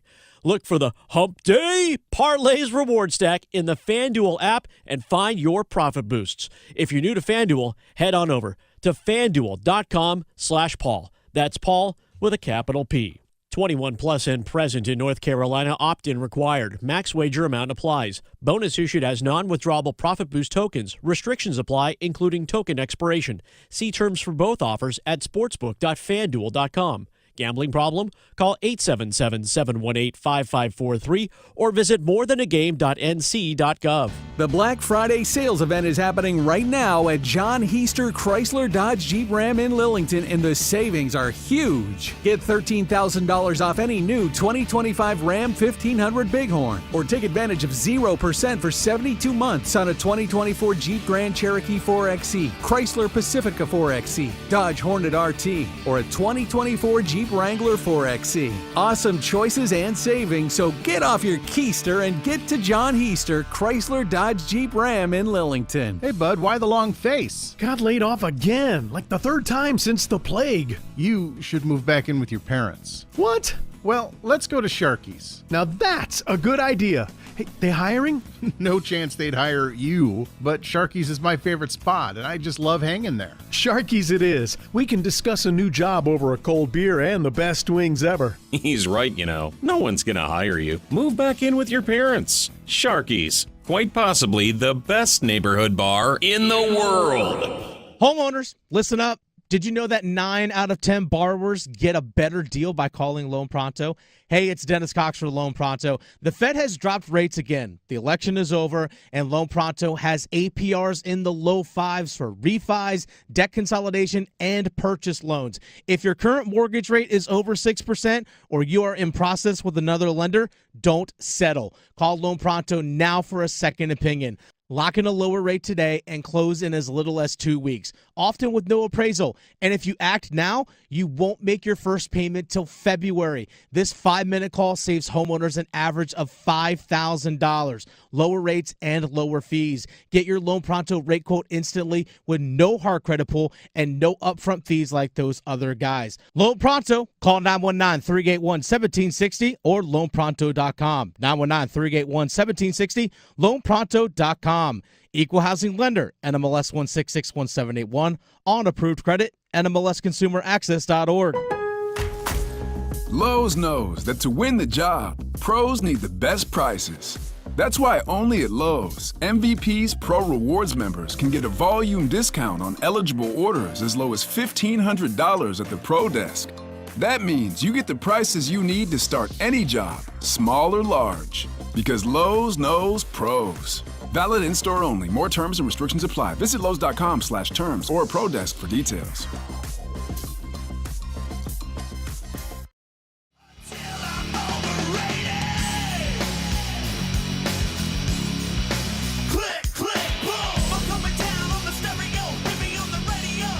The Drive with Tim Donnelly, 99.9 The Fan. Ladder challenge time. Do you like gambling, sports gambling, which is essentially what ladder challenge is, right? We're trying to hit one likely to hit bet every day, roll over the winnings, and see how far we can push our money. And then at the end of the month, whoever has the most wins. Sports gambling and golf, to me, are very similar in that you can be wildly frustrating, right? You think you put a good swing on the ball, slice into the woods. I hate it. I'm never going to do it again. But then you get one where you're seeing the field. You feel like you got a good read on it. You know how it's going to break. And then maybe even it's a better shot than you thought, right? You're trying to hit your 8-iron to front green, and you end up sticking it pin high. And you're like, look at this. That's a professional golf shot. And you walk up the fairway like you're Tiger Woods.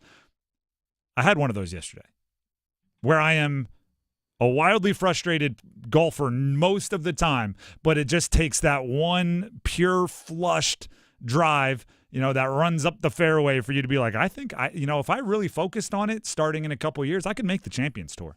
Easily. It's not true, but you feel it. Oh, I'm winning pro-ams over here. Let's go. Exactly. I should really start playing for money. Yesterday, the Devils were playing the Panthers. We're talking NHL. and I had some advanced analytics that made me say, I think the wrong team is favored here. The Panthers were favored by a goal and a half. I was like, I think the Devils are playing better. I think the advanced analytics like them more. Record be darned. So since I needed a likely to win bet, I took the Devils plus 2.5. That was about as close to our parameters as I could get. And, well, the Devils beat the Panthers 4-1. Yeah, they did. And I was like, I knew it. I flushed the golf. There was a drive. I hit it 320. Nobody has to know I had the wind at my back, and it was downhill. Like, that was the shot that keeps me coming back. That was the shot that allows you to keep spending money on golf. And that's the same thing happens in sports gambling, because now I rolled in today with the ladder challenge going like, well, what pick am I going to just absolutely win one over on the sports books today? Did I go back to advanced analytics? Absolutely not. Oh, no. I went pure gut pick. But Okay. I still think you're ahead, Dennis, right? Yes, I won last night with Artemi Panarin. 2+ shots on goal. He had like 5. Yeah, exactly. So we had a good day. So like I said, I think you're ahead. So the person that leads off. So I'll get to my gut instinct pick in a second. First, here's Dennis. All right, I'm going. I have $20.30. Oh, wow. Yeah. I think you're the first person to double your money. I am. I'm moving up in the world. Vegas Golden Knights are on the road playing the Anaheim Ducks. The Ducks stink. Vegas is actually a really good hockey team.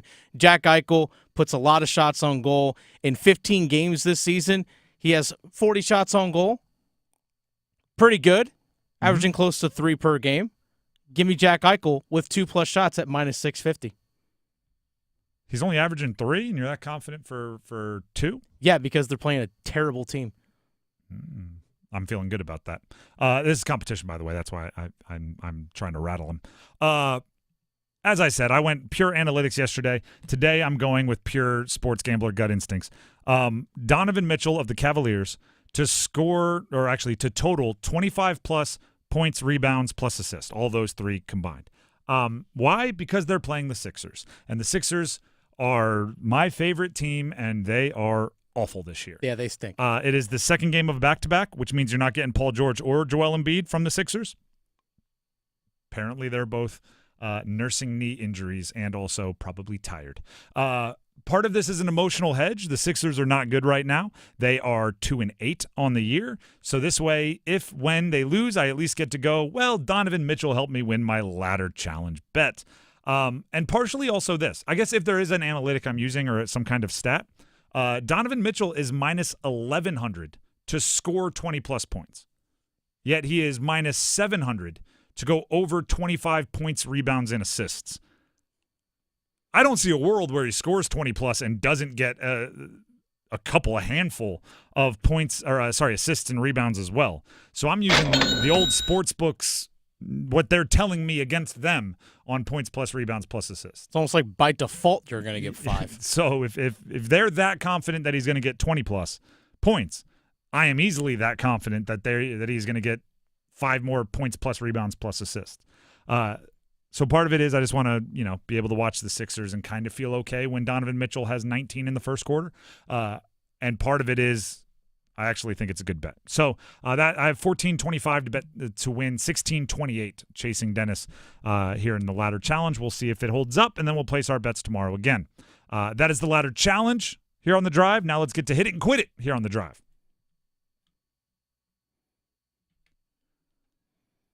Hit it and quit it. We line up sports stories from across the country, across the triangle, right here in our own backyard. We line them up. We talk about them. We quit it. We move on. I'll start with this.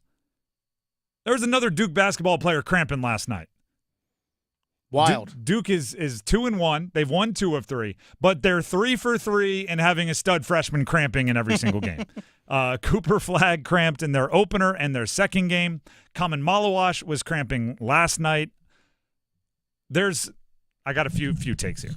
We'll have the serious conversation about like Duke needs to do a better job of getting their guys hydrated and everything. But the funny part is cramping is one of those things that absolutely stinks. It is awful when it happens to you, but it is also always kind of funny to see someone else deal with it because you know that it's not like a permanent injury, right? It's not like laughing at someone who's hurt. It's just laughing at someone who is in a significant amount of discomfort right now. And also everyone has a different react. Like some people stomp. Some people hit like a weird, like stick their butt back hamstring stretch. Like there's the calf stretches. There's the flop over on the grounds. The okay, it's gone. I'm going to try to run again. And as soon as you bend your knee, it comes back. And then you straighten it back out. And then, okay, look at that. It's gone. Now I'm going to walk. And as soon as you walk, it's back. Yeah. And Common Malawash was going through all of it. At one point, he was in the corner trying to like get into rebounding position. But every step he was like, just the cramping is like if your buddy ever catches a Charlie horse, you go to get him a bottle of water, but you laugh at him while you're doing it. Like, I wish you weren't feeling this discomfort, but while you're laying on the ground just going, it's kind of funny. It's different than laughing at someone who's hurt because you know it's temporary. I know there was at least one, maybe even two guys for Kentucky that was dealing with cramps yesterday too. I mean, it's just, early season. Got to get in better shape. Got to run more in the offseason. Just get used to that. Run more hills. Get used to that game. Just used to playing in games. These guys are pretty finely tuned athletes, but it is kind of weird. Yeah, it's just kind of strange, and it'll get fixed. And actually, those two guys probably just cost a bunch of unpleasantness for the rest of the team. Yeah, it's like up to this point, it's like, all right, we got to get Cooper together. Cooper's got to do this. Cooper's got to do that. Once Malawash does that, all right, all of you we're going to count how many Gatorades you drink or whatever they're sponsored by. Like now, they're all involved because they just don't want to deal with it again. Everyone, take your salt tablets. There is, like, I had a buddy, one of my receivers in high school was just susceptible to cramps. Yeah, sometimes some people just are. That's got to be one of the all-time, like, not really bad things to deal with, but just really annoying things to deal with. It's like, I just cramp a lot. Every time I run, I cramp. Awful. But anyway, I don't think it really obviously you'd like to have Malawash out there. He's a really good big man. But I don't think – you mentioned Kentucky also dealt with a little bit of it. I don't think it had a massive impact on the game. It didn't have a huge impact, but I will say this, though, because his cramping came late and it also came soon after Sion James had the shoulder injury, so Duke was almost down to like 6 guys. There's actually a moment where Flagg was actually played the 5. I don't know if you noticed that. The Flagg actually was playing the 5. It's like, well, wait a second. You got him down there in the low post? All right. I mean, he's had to do what you had to do. 6'9" and block shots. There are worse options to go to as like your emergency center. But you're right. It is that was maybe, I don't know, experimenting with small ball. Who knows? Let's quit that. Let's hit this. You like that? You like that? This is actually regarding fans of the Carolina Hurricanes and maybe even the Charlotte Hornets. That's right. The Charlotte Hornets. So FanDuel Sports Network, which is the broadcast partner for the Carolina Hurricanes, we've all dealt with it. I'll just leave it at that. They actually announced yesterday. You don't have to leave it at that. We could vent if we want. Yeah, no, that's fine. I've got. I'll leave it at that. All right. So FanDuel Sports Network actually announced that you can pay on a per game basis to watch NBA and NHL games in your market. A la carte. Exactly. So, for example, you're like, I want to check out a Canes game. I hear they're playing the Rangers. It might be a big deal. I can pay for it on a per game basis. It's like $6.99. But that's neither here nor there. I mean, there's a bunch of reasons. Like, obviously, we're going to be somebody's like people in our. We're going to be subscribed to the season long. But hey, I've got a bunch of friends coming over. And they're big hockey fans. I might not be, but I want them to have a good time. Let me go ahead and buy the game, and I don't have to fork over a month's subscription for it. Like there's reasons for it. There's, normally I work every night, but I have a night off and it's a big game. So yeah, I'm gonna pay for the game. There's reasons for it, and it's actually I'm surprised it's taken this long. But that's not the only thing, though, Tim. But wait, there's more. This was officially announced literally an hour and 20 minutes ago. FanDuel Sports Network, RSN's regional sports networks, will be available via Prime Video. That's right, Amazon Prime Video, as an add-on subscription for customers living within each team's designated geographic area. More details to be announced at a later date. Customers will be able to subscribe to and watch their local FanDuel Sports Network content, including live games and pre- and post-game programming directly through Prime Video. Amazon will market the availability of FanDuel Sports Network content on Prime Video.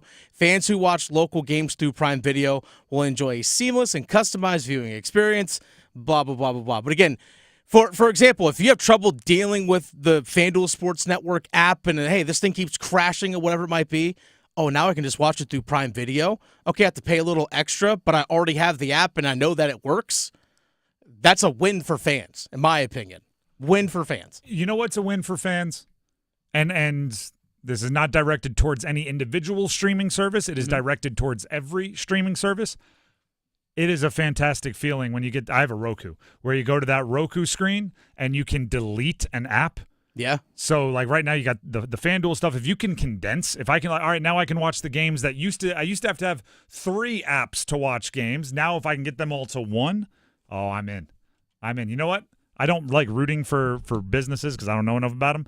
Let's hope Amazon can get every sporting event somehow on Amazon Prime. Put a deal together with ESPN and Fox and CBS and Netflix and Hulu and the FanDuel and everybody else. Apple. So then I can just go to one. I don't care which one it is. Create a new one, but I just want one app for all the sports. It would be glorious. Let's quit that. Let's hit this. We got better tonight. So a few pieces of news here out of the NFL. One is the Bears cut one of their offensive linemen, Nate Davis, who is a UNC Charlotte guy. Yep. So ties to the area. He was on a 3-year, $30 million deal that he signed back in 2023, and they just released him. So probably not happy with that fairly big free agency signing that they signed there. But also, it is a sign of their offensive line, I would say, lack of success. They are not proud of what they're putting on the field at the offensive line position. And Dennis brought this stat up, so I'll read it, and then, Dennis, I'll let you kind of lead it. The Bears have had eight, that's like one more than 7, 8 offensive coaches leave, either by being fired or resign, in the last 14 months. 8. I don't even know if there's 8 offensive coaches on a staff at any point in time, maybe close to exactly that. I mean, like talking coordinator, wide receiver coach, tight end, running back, maybe quality control, assistant wide receivers. I don't even know. They've had 8 offensive coaches get fired or resign in the last 14 months, yet somehow their offensive line coach remains. Yeah, for an offense that their quarterback, Caleb Williams, is on pace to get sacked 60 times this season. Do you know what's fascinating about Caleb Williams? He and by the way, I still think there's, just like I was saying with Bryce last year, I still think there's loads of potential there. I am not writing off Caleb Williams. He does test the limits on should we make sacks a stat that can be attributed to quarterbacks. He has, as of right now, the highest percentage in NFL history over a season, if how he's playing now continues, of pressures to sacks. So basically 30% of the time he gets pressured, he gets sacked. Most quarterbacks, when pressured, find a way to get rid of the ball, throw it away, dump it off, throw an incompletion, throw a completion. Most quarterbacks significantly more often. So maybe it's not the offensive. Maybe the fact that the offensive line coach is still there is the Bears' way of saying, now, this is Caleb's fault. He's holding on the ball too long. He thinks he's a magician. He thinks he can get rid of everything, when in actuality, the guy just needs to get rid of the ball and stop trying to make a home run play on every play. Caleb Williams is an interesting one. Caleb Williams, I want to see what the Bears are able to do with him moving forward. Let's quit that. Let's quickly head over to this one and hit the next. What? By the way, Seth Jarvis doesn't look like he's playing tonight. Yeah. For the Carolina Hurricanes. Man. Upper body injury, did not skate today during their morning skate out in Utah. Looks like he's going to miss his second straight game, which, by the way, will be the second game of his career that he's missed due to injury. Interesting. That's fascinating. So his rookie and it's season, not that he hasn't been hurt. It's that he hasn't missed games. His rookie season, he played, I think, remember correctly, it was 68 games, but he was, hey, we're going to put you in the press box for a little bit, sit and watch. And he only missed one game last year, and it was the very last game of the season because they couldn't move anywhere. In the booth. What's that? For that game, he was up in the booth for a little bit. So obviously that means Tyson Jost will be called up. I'll ask you this quickly here. And we have first goal scorer predictions coming up here in a minute or two, so everybody start thinking. Tyson Jost gets the literal, like, he fills the Jarvis space on the roster.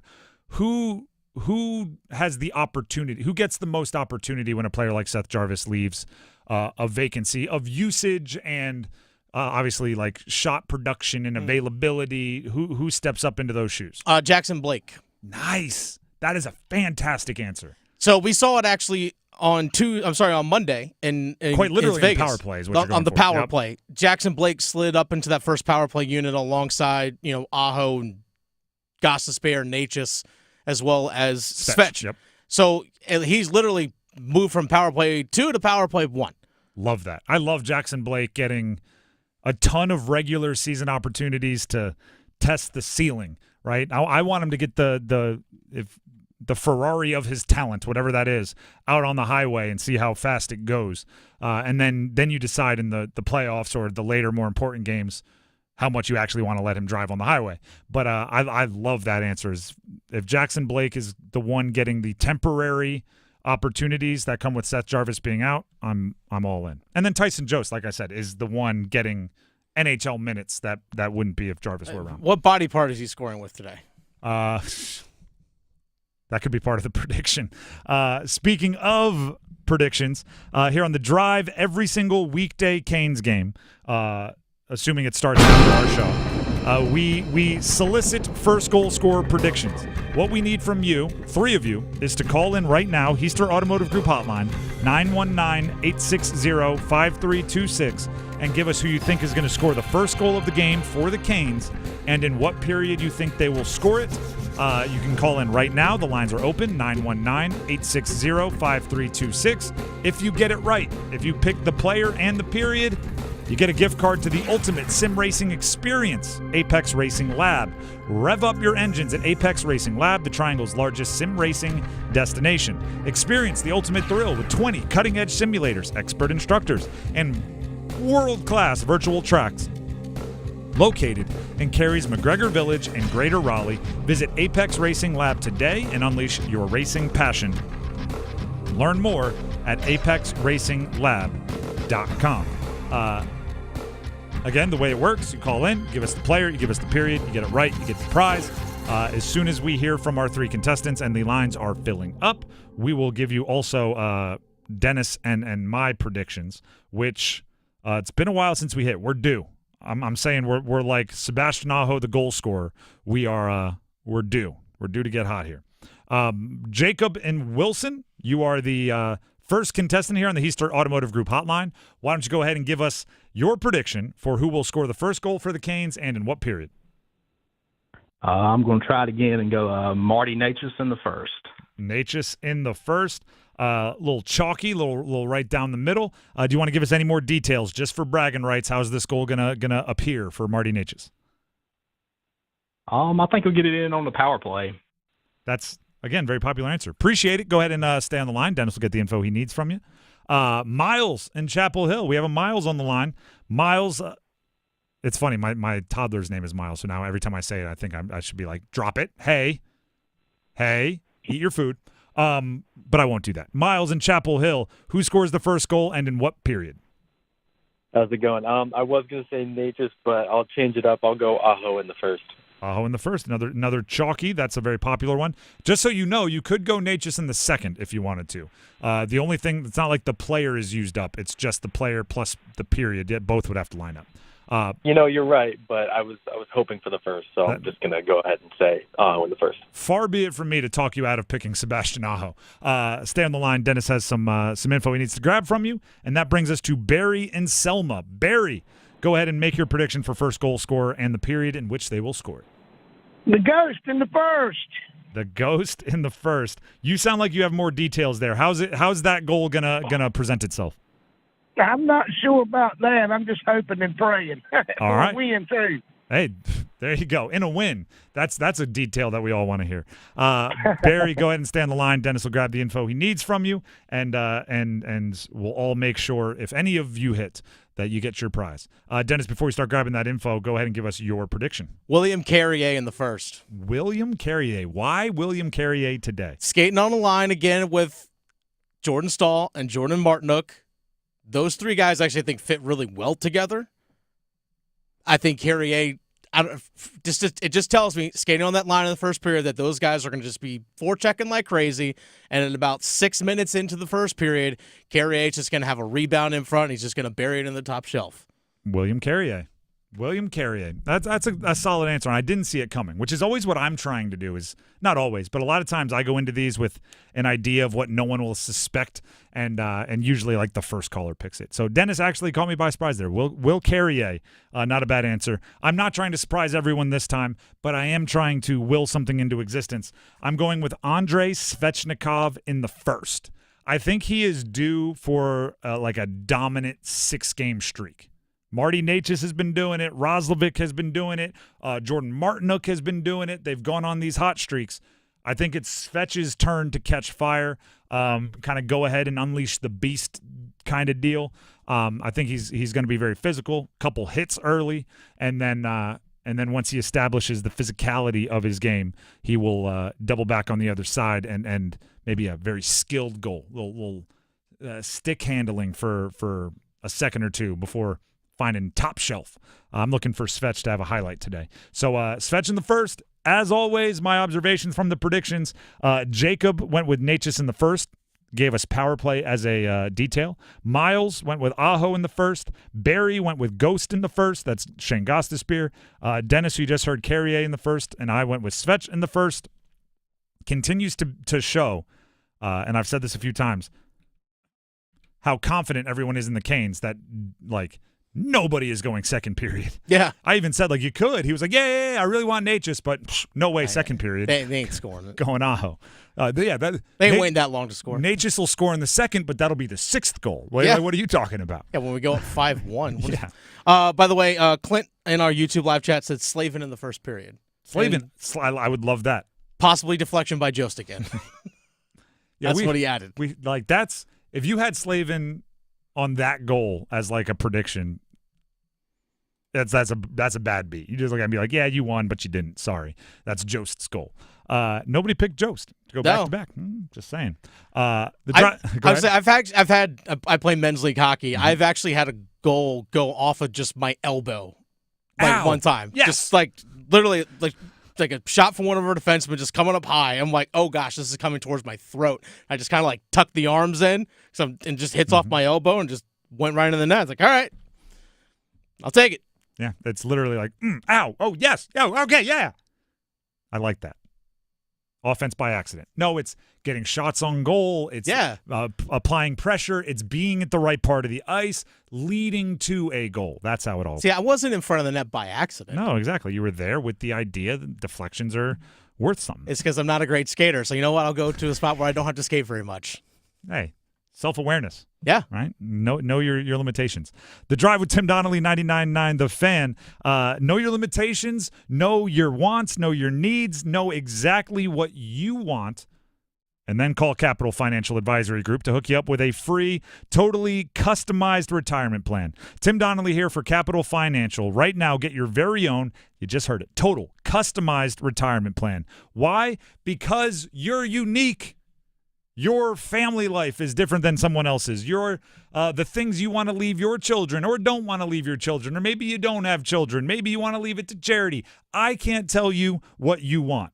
Capital Financial, you can tell them what you want, and they can help you build it. When it comes to retirement plans, you have to understand that your financial needs, your financial situation, it's different than mine. It's different than your neighbors. It's different than your coworkers. It's different than your kids' teachers. It's different. So why go somewhere where you're going to get a boilerplate, one-size-fits-all financial plan? Go to somewhere like Capital Financial Advisory Group. Talk to someone like Coach Pete. Matter of fact, just go talk to them directly. And they'll hook you up with a completely custom and total retirement plan that is tailor-made to every single one of your wants and needs. And all you got to do is tell them you heard about it here. Give them a call at 800-691-3215. Say, I heard about it from Tim on 99.9 The Fan, and they'll take care of you with that free, no-obligation consultation on your retirement plan. If you're not a caller, if you don't want to remember that number to call, how about this? You could text Tim, T-I-M, to 600-700. They'll know what that means. Just send in my name, Tim, to 600-700, and you get hooked up there. The Drive with Tim Donnelly, 99.9 The Fan, is coming up next with conversation from earlier today featuring myself and Mike Glennon, former NC State quarterback, longtime NFL quarterback. Talks not only state football, but Bryce Young and so much more. Stick around. Move your sports day forward. The Panthers, yes, are back in business at 3-7. I'm not sure if it's back in business, but I would say that if the street was closed out in front of the Panthers and all of a sudden at least the sidewalk opened up, that's probably about what you're going to get in terms of being back in business. But a win is a win, and this is the hottest team in the NFC South. Get set up. Join Next Up with Paul Ihander. Mornings at 9 on 99.9 The Fan, the Triangle Sports Leader. Morning people wake up for peace and quiet. McDonald's breakfast people, we wake up for the sweet rush of getting that warm, delicious breakfast right before it ends. Enjoy a savory sausage McMuffin with a fluffy egg for only $2.50. Be a McDonald's breakfast person. Get the most important deal of the day right after you wake up. Price and participation may vary, cannot be combined with any other offer or combo meal. Ba-da-ba-ba-ba. It's truck season at John Heister Chevrolet, and boy, do we have the sweetest Silverado deal for you. Right now, you can get that 24 Silverado 1500 you've had your eye on for up to $15,000 off with GM trade-in allowance and Costco private offer. Yes, up to $15,000 off a brand new 2024 Silverado 1500 right now at John Heister Chevrolet. See dealer for details on this sweet Silverado offer.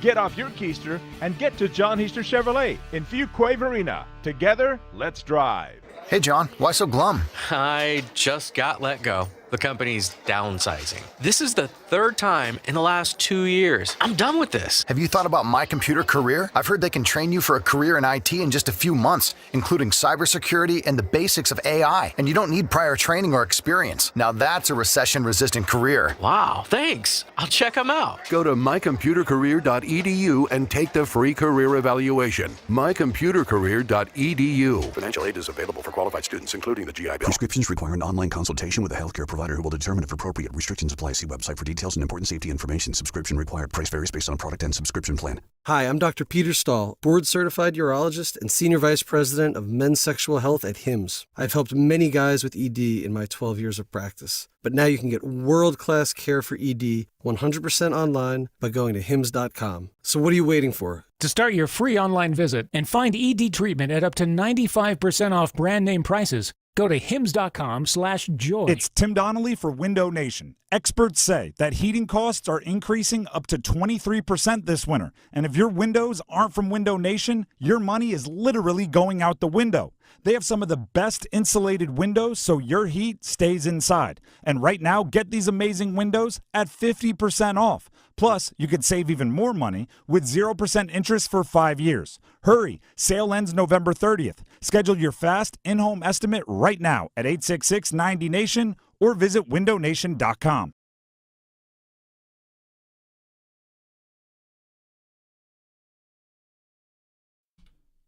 The Drive with Tim Donnelly here on 99.9 The Fan. Joining us here in studio, as he does every week, friend of the show, former NC State quarterback, 10-year NFL vet, Mike Glennon. Mike, let's normally we come back to the NC State stuff, but let's start with it because I think people are starting to get a little worried about bowl eligibility. By the way, if you want all of Mike's reactions to the Duke game, Pack Therapy, the podcast, find it on YouTube, and new episodes should be out shortly. YouTube and everywhere you find podcasts. Where's the nervous meter, I guess? Like as far as if the Wolfpack will be able to be playing an extra game here. I would say I'm nervous. You got 2 games to go. You got a good Georgia Tech team that just beat Miami, and it's going to be in Atlanta on Thursday night. I think that's going to be a challenging one. Then you got Carolina, which we all know is going to be possibly playing for bowl eligibility for both teams. It's going to be possibly Mac Brown's last game there, and NC State has a history of beating Carolina recently, but you never know. I mean, it's like the rivalry, throw it out the window. So I would say I think they're going to make one, but I'm definitely nervous. All right. Then, I mean, you didn't give me that 1 to 10 on the worries. 1 to 10, I would say I'm a 6. 6? Above average, but not crazy. Mike Glennon joining us here in studio on the drive. Moving on, and again, if you want the detail, you want the CJ Bailey breakdown, find it on the Pack Therapy podcast. I host it along with Mike, and it comes out weekly. College football playoff rankings came out. Miami's now down to the bottom part. SMU, apparently nobody respects what they're doing because they have one loss against an undefeated college football playoff top team in BYU, and they're behind some teams that I think their resume is better than. We've talked about this throughout the year. I guess we'll do the worry scale again. I'm coming up with this on the spot. 1 to 10. How worried are you for the ACC potentially looking really, really second tier when it comes to the college football playoff? I would say 8 because now that Miami's lost, and it was not a good loss. Mm-hmm. If they lose to one of the other, a Clemson or someone like that is one thing, but when you lose to Georgia Tech, that's concerning. And now that Clemson's lost twice, you needed some of these top programs to be up there. Obviously, Florida State is a disaster, and that's automatically going to drive up the way that the country looks at the ACC when they see a 1-9 Florida State team. And that honestly, the 1 seems a little generous. I know.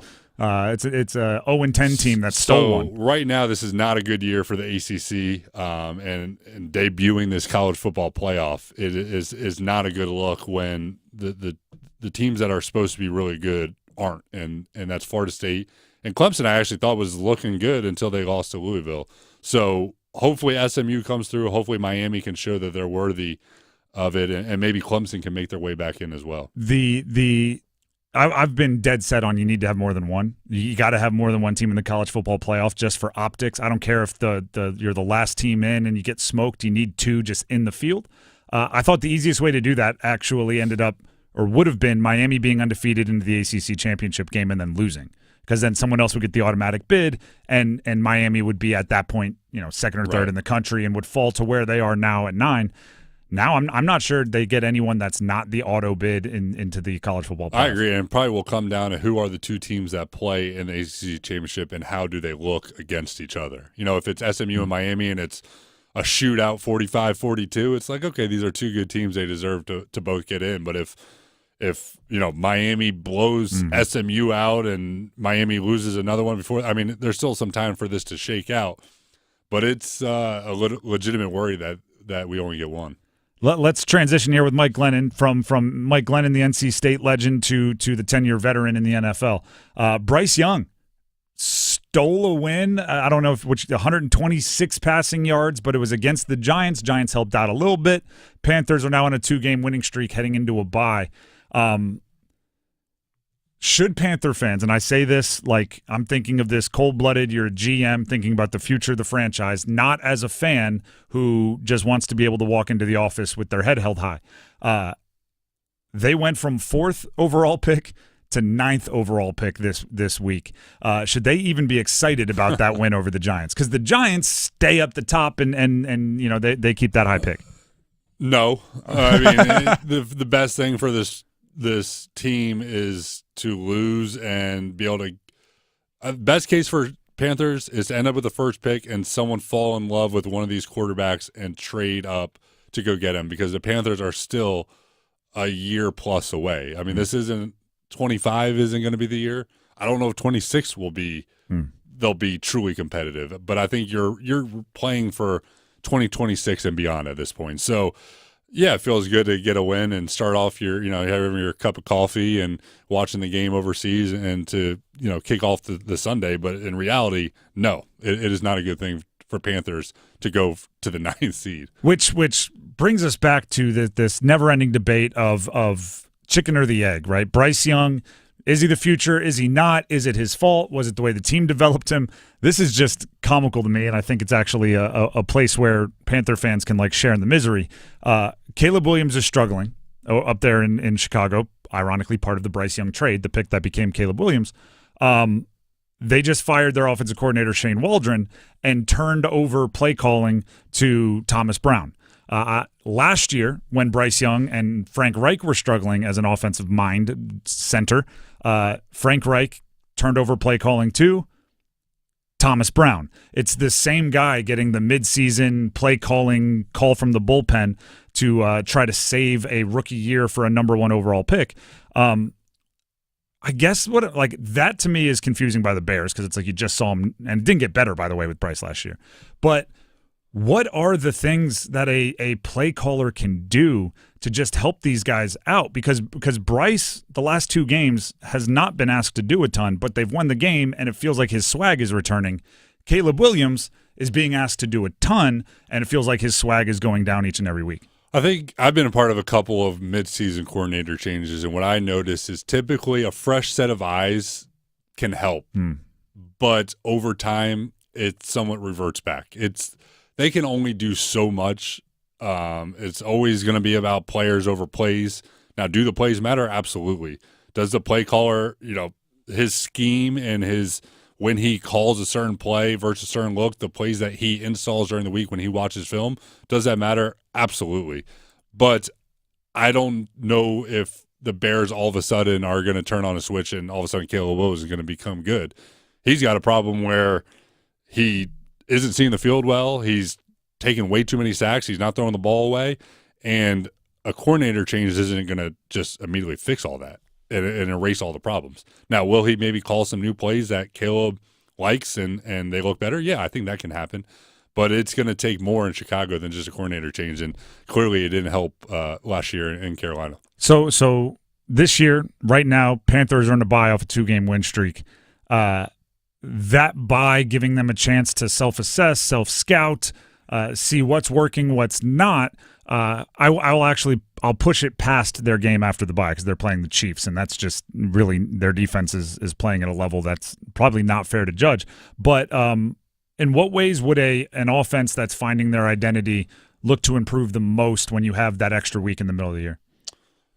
Well, I think, again, it comes down to Bryce just building on what he's done these last few weeks. And he has looked better, and he's done some good things. My concern when I watch Bryce is the ball just doesn't jump off his hands, and that's not something you can fix over a bye week. Everything, the trajectory of the ball, everything just looks like it's got a little too much arc to it, and the ball seems to die when it's getting to the receiver.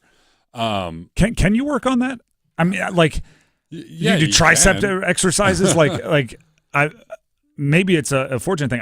I never really had to work on arm strength. It was just kind of something that, when you were in Little League, you were always the pitcher because you were the kid that could throw it hard. And then you get to you're the quarterback, and it worked. Is there can he go talk to Tom Brady and then next week throw it harder? No, it's not a week fix. It's an off-season fix that, for the most part, arm strength, I think, is you're born with. Yeah. There is a lot more technique work going on now where they're talking about this whole kind of hip-shoulder dissociation where you can turn into a rotational thrower, and that's why we're in the nitty-gritty. Yeah, now we're down there. Yes, you can do that. I mean, the person that comes to mind is Jake Browning for the Bengals, said that he spent a bunch of time out with these guys in California, which I think Bryce goes to. Mm-hmm. It's Tom House, and he said that Bryce goes to everybody, every guru he's seen. Right. So if he's gone to them all, I don't know how much it's going to change. But yes, there is. And here's a theory. This hasn't been talked about a bunch.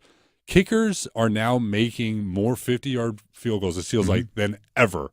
And I know fans get more mad when they miss 50-yarders than ever. It used to be a pleasant surprise. Now if you miss. Right. Well, that's what I was saying. Yeah. It used to be over 50 was kind of iffy. Yeah. Now it feels like these guys are making expected almost 60-yarders consistently. And I think that there might be something related to the way that they're teaching these kickers that they're getting more leg strength. Yeah, right. They're getting more torque, and same thing when it comes to throwing, same things when it comes to golfing. All of it's related. And I have a theory, I don't know, but I wonder if that's kind of going on in the kicking world. Look at that. There we go, turning from Bryce into kickers. Kickers, which, kickers win games too. The Drive with Tim Donnelly, 99.9 The Fan. Thanks, Mike. Thanks for having me, Tim. Once again, The Drive with Tim Donnelly here on 99.9 The Fan. You can hear more of Mike and I talking state football in the Pack Therapy podcast, which you can find everywhere podcasts are listened to, as well as our YouTube page, 99.9 The Fan. We're going to take a break, but the starting five is up next, including NC State men's basketball tonight. What do you expect from the Wolfpack? Stick around.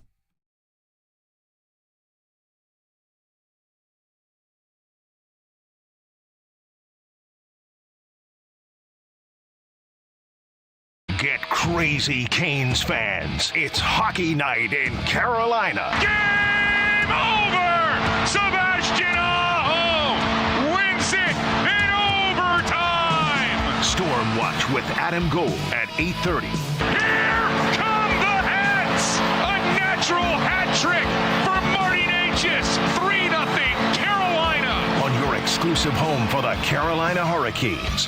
99.9 The Fan. It's bow time. It's not just football season. It's tailgate season. And that includes every kind of football, whether it's got goalkeepers or goalposts. The kick is good! Because it doesn't matter where or how you tailgate. When you've got crispy chicken and fluffy buttermilk biscuits from Bojangles, your tailgate is better than great. It's legendary. Head to Bojangles and order your tailgate box with boldly seasoned chicken, fixins, biscuits, and legendary iced tea today. It's bow time. Planning a tailgate? Then it's bow time. Bojangles has everything you need for the perfect tailgate, no matter how many fans you're trying to feed. There's the original tailgate, the super tailgate, and for a really big crowd, the jumbo tailgate special. And if you like your chicken off the bone, choose the Supreme's tailgate special that includes 12 perfectly seasoned tenderloin fillets. So grab the tickets, get that Bojangles tailgate special, and go. It's bow time. Reason number 52 to choose Diamonds Direct over any other jeweler. Only Diamonds Direct gives you a 110% diamond upgrade guarantee. Let us explain. If you buy a diamond at Diamonds Direct today and decide in the future you want to upgrade to a larger diamond, Diamonds Direct will give you 110% of your original purchase price toward the new stone. For example, let's say you bought her a $5,000 diamond last year, but now she wants to upgrade to a $6,000 diamond. Diamonds Direct will give you $5,500 toward the new one.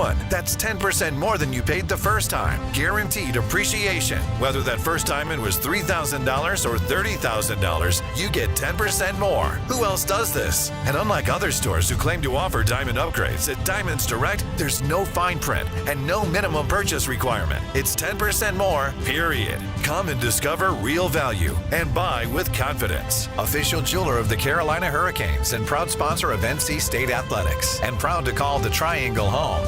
Diamonds Direct. Your love, our passion. Stop letting high interest debt weigh you down. Pay it all off in days thanks to Loan Pronto's new Rapid Equity Loan. Hey, it's Dennis Cox from my friends at Loan Pronto. Imagine a completely hassle-free way to cash out your home equity. No appraisals, no paperwork, no waiting. Loan Pronto's Rapid Equity Loan uses AI-driven tech to get you approved for cash out in as little as 1 day. One client got $100,000 approved in under 24 hours, wiped out their debt, launched a home improvement project, and is now saving over $1,000 a month. Instant approvals, low fixed rates, fast transfers. Get cash to consolidate all your debt and get a fresh start for the new year. Call Loan Pronto now and see how much you qualify for. Imagine this time next week, you could be credit card debt free. Call 919-381-1760, loanpronto.com. 919-381-1760, loanpronto.com. Equal housing lender, NMLS 1661781, on approved credit, NMLSconsumeraccess.org. This hour of the Triangle Sports Leader is powered by Ritchie Law Firm, injury lawyers. Ritchie Law is on top of it. Go to ritchielaw.com. That's ritchielaw.com. They score! WCMC HD1 Holly Springs. Take us with you on radio, web, app, Alexa, and YouTube. 99.9 The Fan, the Triangle Sports Leader. Good afternoon, everyone. I'm WRAL meteorologist Mike Mays. We're watching a front off to the west that will bring a rainy Thursday, a cool rainy Thursday. 43 the low tonight, only about 53 tomorrow. Now, some of the rain could be heavy at times and could total up over an inch. The high temperature 53. Weather update brought to you by Newcomb & Company, where your comfort is their business. Visit newcombandcompany.com. 5 o'clock check of your money. Dow Jones is up 47 points today to 43,958. Market update brought to you by The Good Feet Store. Ready to step into a healthy and active lifestyle? Come to the Good Feet store and experience the difference. Discover how a simple step can lead to a life of pain-free possibilities. It's 5 o'clock. Time to serve up the biggest sports stories of the day. Here comes your starting five. The Drive with Tim Donnelly, 99.9 The Fan. Before we jump into the starting five, we have a rather large shout-out to make. Oh, we do? Paul Ihander, our program director and the host of Next Up every morning at 9 a.m. right here on 99.9 The Fan. Yeah. It's his birthday today. Those of you that listen to Paul, that like what we do here on the air, go ahead and wish him a happy birthday at Paul Ihander on Twitter. Go ahead and send him a happy birthday and let him know how much you appreciate him. Happy birthday, Paul. I see he's an Oregon Duck. Like he went to You're Oregon. saying the college football playoff rankings were a bit of a present. It was a birthday gift for him. All right. But you can also say, hey, Paul, go Ducks. I think you also would appreciate that too. Make it personal. Exactly. Either way, it's his birthday. Happy birthday. And he'd probably be, as a program director, saying, like, get to the starting five. So let's start with number 5. 1, 2, 3, 4. Now Gregory has it ripped away. O'Connell picks his pocket. Center of the floor, scoops it right. Taylor, Euro step, righty layup, around and down. NC State men's basketball hosting Coastal Carolina tonight. Okay, the Chanticleers. The Chanticleers, the second coolest chicken mascot in the country. And I'm not talking about South Carolina is the best. Just wanted to clarify that. Coastal at NC State. State early in this season is still about, and there's so many teams that are in this boat, but I'm putting them in it despite kind of what happened last year. It's about finding their identity. It's about figuring out who they are. It's about figuring out what their roles are. Because even the players that are returning, right? We've talked a lot about this. 46 points combined from Jaden Taylor, who was the third leading scorer on last year's team. Ben Middlebrooks, who was a defending and rebounding big for the most part last year. And Michael O'Connell, who was the leading assist guy on the team last year. Their roles aren't necessarily set in stone. Right? Jaden Taylor might end up the leading scorer. He might end up the go-to guy. Michael O'Connell might be less of a let me set the table for everybody else and maybe a little bit more, I'm going to set the table for myself. Ben Middlebrooks could easily end up somebody who's one of their best post scorers. So, like, roles are changing. Vacancies, like the gap left by some of the players last year was massive. So, as you make your way through the non-conference schedule, and that is the, quote-unquote non-conference cupcakes, but also the bigger non-conference games, in addition to winning, which is always the goal, you need to figure out some roles. Tonight you have Coastal Carolina. You're favored by 18.5. You should win handily, and you should come away with a better idea of what the expectations are for each player. And like I said, it's every team. Look across the triangle. Somebody like, I'll use a rival as an example. Somebody like Seth Trimble at UNC. Last year, energy, defense, come off the bench and do something highlight worthy. This year, it's like, no, when we get behind 20 and the number one team in the country, you need to take over and be a scorer. Like, roles are changing and players have to get used to it. So State, they don't necessarily start their season with the big bad bully non-conference games. They have another 2 weeks here before they play number 13 in the country, Purdue. Tonight, Coastal.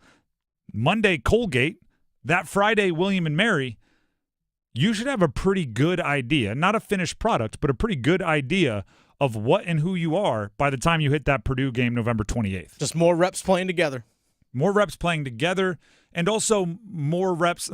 If you ever want just a funny mic'd up, it's from years ago now when Patrick Ewing was the head coach at Georgetown. I don't even know who he's talking to, but I've seen the clip so many times.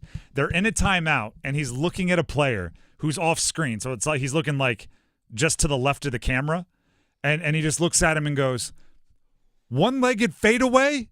Have you ever taken that shot? That's not you. Do you practice that shot? One-legged fadeaway? Do you practice?" And then he pauses, and then he goes, "When? I haven't seen you practice that shot. And it's so funny. But there has to be, like, as everyone is finding their role, there's going to be some of that where somebody who Coach Keats sees as, like, the defensive specialist has a game where he's like, no, I'm going to try to be the scorer, and he takes, 8 shots, and Kevin Keats has to have that conversation. Maybe not that dramatic, maybe not in game, but it's, oh, so you 8 shots? That's you? No, you don't know. You're take pride in stopping the opposing. Like, you got to let them know their role and let them know when they step out of their role and maybe how they could earn that role. But there's a lot of discovery going on with NC State right now, as a lot of teams across college basketball are dealing with. But they can discover a little bit more against Coastal tonight. That's number 5. Let's get to number 4. 1, 2, 3, 4, all together. They'll play Tennessee this weekend, and if they win, they'll probably end up back in the committee's good graces. But how the committee can disrespect them and put schools like Penn State? Are you serious? Oh, Paul Feinbaum. He was talking about Georgia there. Georgia team with 2 losses. Disrespected, Tim. Behind Penn State with 1 loss. The disrespect, Tim. 1 loss to Ohio State, who's one of the top 3 teams in the country. How dare.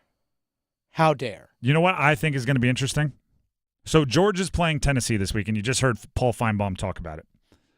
This is the double standard I talk about, and I'm going to predict it, and then I'm going to watch it happen, and I'm going to be mad that I'm right. Right now, Tennessee and Georgia are scheduled to play this weekend. Georgia, I believe, like if I had to pick right now, Georgia's going to win. And the committee is going to use that as, what a big win for Georgia. Now we can vault them back up into the top 7 or somewhere comfortably into the college football playoff top 12. Now, I don't know this for certain, but I do know that Nico Iamaleava, the quarterback of Tennessee, left last week's game and is in concussion protocol, and he was not dressed at the first practice or 2 for Tennessee this week. Would not be surprised. Again, I don't have any inside information, but I would not be surprised if Iamaleava doesn't play this weekend. I guarantee you they still count it as a big Georgia win over big bad Tennessee, even though their starting quarterback is not in the game. And I'm just going to look back to last year when the College Football Playoff Committee told me Florida State wasn't as good of a team as they were all year because their quarterback got hurt. But for some reason, I have a feeling they will not say Tennessee is not as big of a win for Georgia because their quarterback is not there. It's the double standard. They use context when they want to. And then Paul Feinbaum is going to be sitting there going, I'm glad Georgia's back in the top 12. That's such a big win over Tennessee, and no one's going to bring it up. Where if Jordan Travis was playing for Florida State, what do you want us to do? Jordan Travis got hurt. It's very frustrating to see the push and pull without ever being pushed or pulled in the direction of the ACC. And they're already starting to condition us. Ready? We're about to play audio from Heather Dinich of ESPN about what happens if Clemson, who already has 2 losses, one, ironically, to Georgia, and then another to Louisville. They already have 2 losses. What if they rally their team and win the ACC championship, and what that might mean for Boise State? Here's Heather Dinich. It's not a reservation at the table for the Power 4 conferences. So consider this. If Clemson wins the ACC, you have a 2-loss ACC champ. Do they put Boise ahead of them as a 1-loss Mountain Conference champion? Boise gets the bye. What happens if SMU beats Miami? They have a 1-loss ACC champ. But again, to my point, where are they ranked tonight? What do they think of a potential ACC champion that's ranked behind 3 2-loss SEC teams tonight? How does that bode for the future if SMU wins the ACC? Boise State, the blue field, I don't know why, that just makes them seem like a lower tier. A gimmick field, listen, if Boise State is ranked higher than a 1 or 2 loss ACC championship team, I will be very, very the 7-second delay we have on radio might have to be a 30-second delay to sort through everything that will be said. I got it up to 10 seconds. You're good. There you go. Add a few extra ticks because That's a disrespect. Like, if you want to argue that the SEC or the Big Ten should be, all right, fine. We can have those discussions in an appropriate setting, and I may even just come to your side. But the Boise State Broncos, best win, UNLV, Washington State? Nah. I don't know, man. Hard to take. That's number 4. Let's get to number 3. Carr hands to Salas. 3 for the lead is good. Was that a highlight starring Andrew Carr at Wake Forest? It was to Hunter Salas. Andrew Carr, after transferring, we watched play Duke as a member of Kentucky yesterday. His old teammates, the Wake Forest Demon Deacons, in action tonight. South Carolina Upstate will be playing the Wake Forest squad. This is another one. Wake Forest favored by, I think, 30-31, depending on where you're looking. That is a easily expected victory for Wake Forest. But building off of what we were talking about with NC State earlier, there are quite a few teams across college basketball that still have to find their roles, right? Players, what's going to be where. I don't think Wake Forest falls into that as much, simply because outside of Andrew Carr transferring out, they do return most of their main players, right? Hunter Salas, Cameron Hildreth, Efton Reed, Parker Friedrichsen. They bring in a few new guys, but they have a much more concrete, like, this is where you go, right? This is what Hunter Salas does. This is what Hildreth does. This is what Reed does. Here are the things we've reserved for you to do. Spillers or whoever is coming in to take those spots. So I don't know if it's the role thing, but it's a rhythm thing for Wake Forest. Dennis, we were talking about it earlier. How did you describe the Wake Forest offense earlier? People I talked to that cover the team said disjointed. Disjointed. That's the word I couldn't come to. Which, like, I unattached. It's early. Hunter Salas is good in his corner, and this guy is good in their corner, and they're just not exactly interacting with each other well enough. They're probably missing Andrew Carr. Who's a good passing big that can also stretch and provide spacing. Just saying. But you know who else is missing Andrew Carr? Delaware, who you took him from. So how they found you is how they'll leave you, Wake Forest. No loyalty in this game. Tonight I'm looking for Wake Forest to, I don't want to say go full Hoosiers, but maybe, like, how many passes is it? 4 passes before you shoot in Hoosiers? 7 passes? Yeah, I think it's 4 because everyone has to touch the ball once. If I'm Wake Forest, I might throw in like hey, 4 passes once you get a big lead. 4 passes before you shoot. Not so you don't embarrass South Carolina Upstate, but because I want the team to get used to it. And obviously that's very elementary school. I'm not actually advocating for it. I'm just saying look to make the extra pass up a good shot for a great shot as much as you can, because that's how a disjointed offense becomes jointed. No one ever describes anything as jointed, do they? Disjointed works. Jointed never does. Should use that. Discombobulated works. I never look at something that's working well and go like, that person is combobulated. Very combobulated. You look like you have your act together. You are combobulated. This team very jointed. Yeah, I mean, I'm going to use that like a press conference to a coach. How'd you get your team playing so jointed? Coach, disjointed earlier in the year. How are you guys playing jointed now? The English language makes absolutely no sense. That is number 3. Let's get to number 2. Just the two of us. Now Slavin shot redirected, they'll score! Tyson Jost in his first game with the Canes! Slavin pointing to Jost, and Carolina goes up 4-0 here in Vegas. Oh, the Canes. The Canes are playing Utah tonight.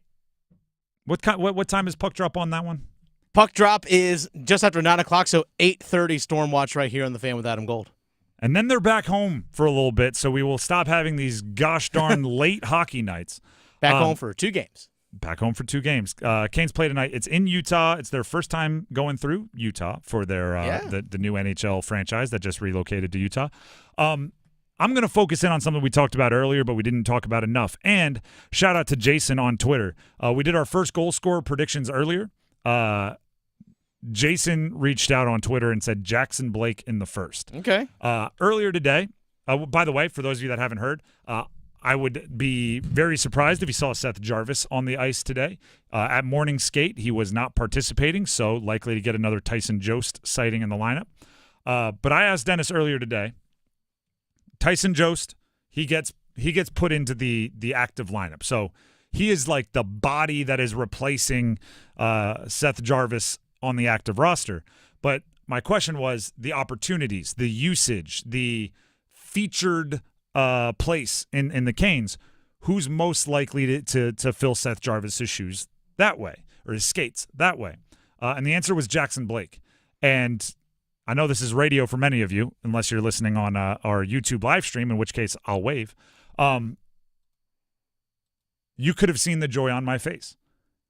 I am a very, very big proponent of getting Jackson Blake a varied amount of experience early on in this season, as much as you possibly can, for a few reasons. One, I think that's the fastest way to develop.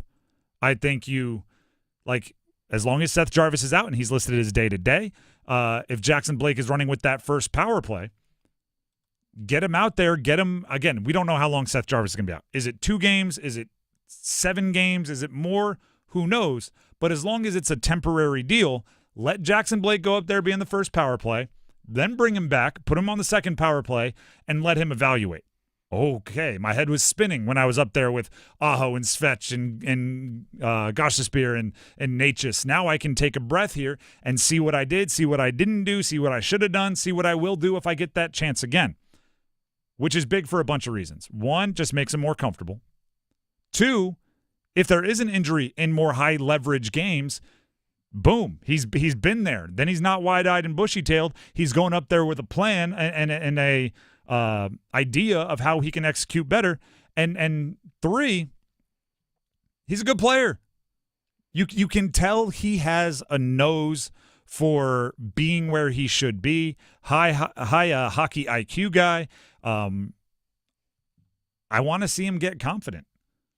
Right? There was the one play, gosh, had to be like the 4th game of the year, where if he would have finished, he would have been one of the goals of the year. Just unbelievable stick handling, unbelievable skill, and I want him to be empowered to do that more. And one of the ways you do that is by putting him up there in more featured opportunities. Yeah, I think that was the game against Edmonton. He was skating down the left side. Yep, that's exactly puts a where it was. spin move, goes to the front of the net, and Skinner, the goalie for Edmonton, made one of his 900 awesome saves that game. But yeah, it was a tremendous move. Wow, the confidence, game 5 of your NHL career to make that move. Love it. Confidence, or at some point a little naivete. You don't know that move's not supposed to work, so let's do it.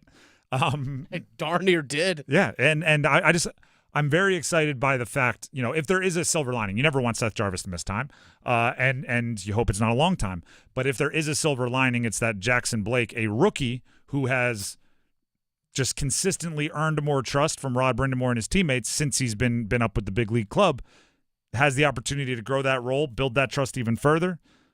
I'm in. So good pick by Jason on Twitter as a potential first goal scorer. That's number 2. Let's get to number 1. Gets it into Flagg. Down 2. Flagg beyond the arc. Flagg nearly lost the dribble. Flagg slipping. Flagg trying to pick it up. He hits the end line and turns it over. That was the anticlimactic ending to the Duke-Kentucky game last night. I say that just because Cooper Flagg, all-world, all preseason, all-American, all whatever, Team USA, whatever team, freshman for Duke, had the ball in his hands, tie game, under a minute to play. And I think we were all just like, is he going to make the shot? Is he going to hit it? And then he kind of spun a little bit into the lane and lost control of the ball. Kentucky got it. They went down, hit 2 free throws. They now have a 2-point lead. And again, Cooper Flagg has the ball. Will he make the shot? And he lost his footing, dribbled it kind of off his foot, and it went out of bounds. So you didn't even get the moment where the ball is in the air, and if you're a Duke fan, you get to hope that it's going in. If you're a Duke hater, you're going, no. You didn't even have that moment because it was just, is it going to happen? Oh. Nope. So that's going to be the reaction. That's going to be the thing everybody has the opinions on. Cooper Flagg didn't do it in the clutch. Cooper Flagg didn't get the shot off. I'm looking at it and going, Cooper Flagg had 26 and 12 with 2 assists and 2 blocks in his first Power Conference college basketball game, which just so happened to be the Champions Classic against a top 25 opponent in Kentucky. That's pretty darn impressive.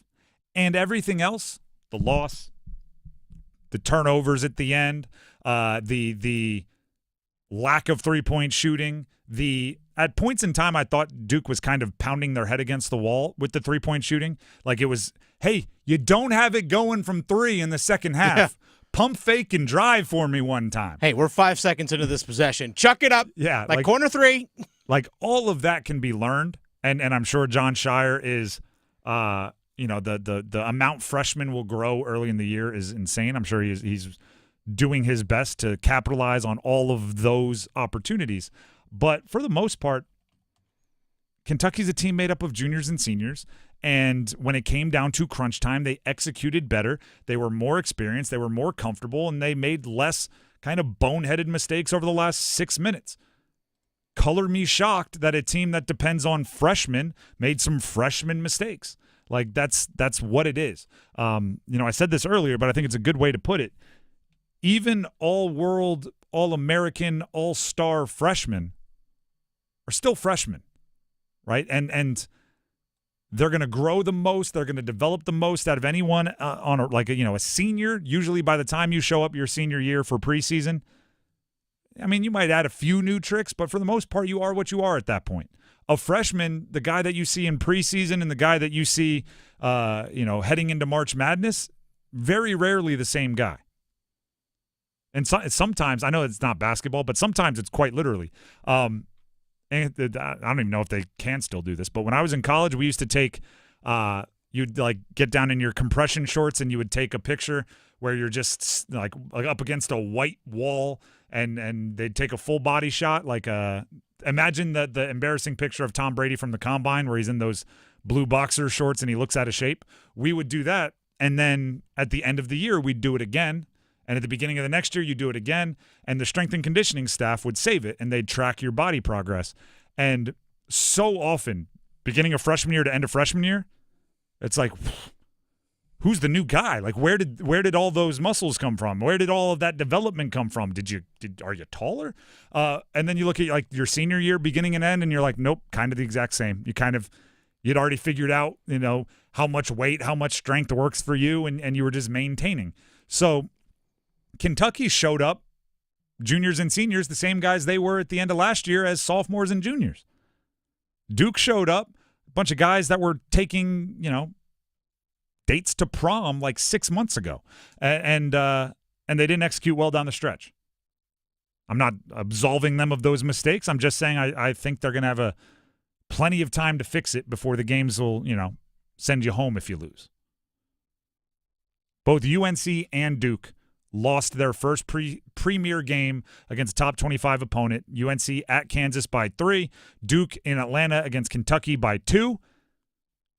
I'm workshopping this. I'm not sure if I'm all in, but I'm going to say it out loud and see how it feels. I might be more confident in both of them now than I was before the losses. Because for UNC, the second half comeback shows mental toughness and ability to battle back against a team with an elite big. And for Duke, the Cooper Flagg thing did translate. He turns 26 and 12 in your first. That's enough to go check, passed, it's real. So I might be more confident now than I was in those two teams before they lost their first big premier game. The Drive with Tim Donnelly, 99.9 The Fan. Tim Donnelly here for Miller Lending. And I'm more confident in Miller Lending. Why? Because whether the market wins or loses, whether the interests are going up, going down, rates up or down, whatever it is, Gordon Miller and Miller Lending's no closing cost loan makes sense for you. And the reason why I say that is you get your mortgage today. You get a no closing cost loan from Miller Lending. You don't pay the thousands of dollars in costs and fees out of your pocket like most places would have you do for your mortgage. Then think about this, right? There's 3 things that can happen. Rates stay the same, you're good, right? Then nobody panics when rates stay the same. Tomorrow, if rates go up, You're like, yes, I locked it in yesterday with Miller Lending, so as rates go up, my rate doesn't go up. If rates go down, that's when people usually go, oh, man, I just locked in my rate. I don't want to have to pay costs and fees again. My monthly payment could have been lower if I waited one day. With Miller Lending, you just go, no, that's fine. You're not paying costs and fees, nothing out of your pocket. Refinance today, get a lower monthly payment. It is that simple. Gordon Miller's been doing no closing cost loans since 1987, and he wants to take all the worry off your plate. So please give them a call and let them know you heard about it right here from me, Tim, on 99.9 The Fan. The phone number to call is 919-447-3377. That's 919-447-3377. You can also just drive down to Cary, right? They're in Cary, locally owned. I like pointing that out because we like to keep our money right here in the Triangle. Many people do, at least. Online, you can visit them at millerlending.com. That is millerlending.com. Miller Lending is an equal housing lender, NMLS number 250-2146. We'll take a break, but first we need some numbers game contestants. We have a $25 gift card to Sharky's with back-to-back wins for best wings in the Triangle. Voted best sports bar, quite possibly the best neighborhood bar in the world. We're talking about Sharky's. $25 gift card goes to the winner of the numbers game. If you want to win, you have to play. If you want to play, you have to call in now. 919-860-5326. That's 919-860-5326. Numbers game coming up next.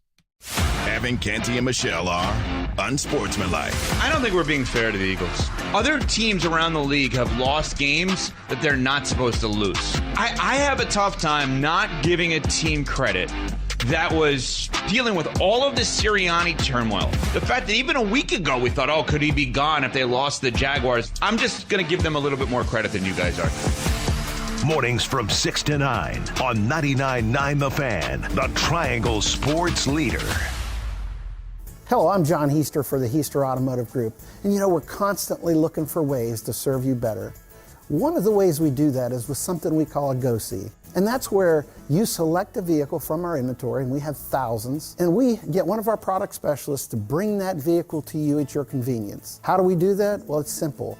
We have a group of employees that are evaluated based on the number of presentations they do. They're glad to do it. So it's just one more way we get off our keister and bring Heister to you.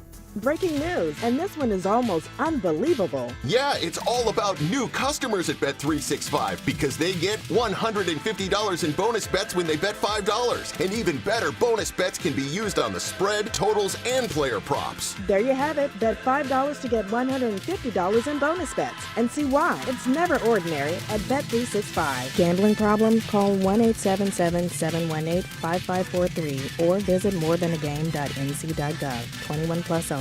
Terms and conditions apply. You want your team to be number one? Well, come cheer them on at the number one sports bar at Apex, the Dugout Tavern and Grill, proud member of the official Canes Bar Network. Catch all the NFL and college football games too at the Dugout, with a 16-foot video wall and over 30 other big screen 4K TVs inside and out. Sound on, loud and proud. Best lunch spot too. Weekdays 11 a.m. to 2 p.m. Get a burger cooked to temp with a side and beverage for just $10. The Dugout Tavern and Grill, 1413 Kelly Road in Apex, and the DugoutTavern.com. Martha was ready to switch to a career in IT. There's always a need for IT specialists, especially with AI coming out and cybersecurity. It's practically recession-proof. My Computer Career even provides job placement help. The career specialists, they're very helpful. They care about you as a person. You're not just a number to them. I would recommend My Computer Career wholeheartedly to anyone. Take the free career evaluation today. Become an IT pro in just months with zero experience at mycomputercareer.edu. For the fourth year in a row, the Durham Sports Commission is proud to present the Champion Durham Classic, a premier high school basketball invitational taking place in the Bull City. As the high school basketball season heats up, you won't want to miss out on all the action. From November 21st to 23rd at Hillside High School in Durham, this exciting sporting event will feature both boys and girls teams from local schools like Jordan, Hillside, Southern, and Cardinal Gibbons. Get your tickets today at DurhamNCSports.com. Everyone deserves a fast and reliable connection, one that helps better their everyday through the things they value most: friends and family, education and career. A connection that opens pathways to opportunity and builds roads to a better future. At Spectrum, we're committed to delivering just that. every single day.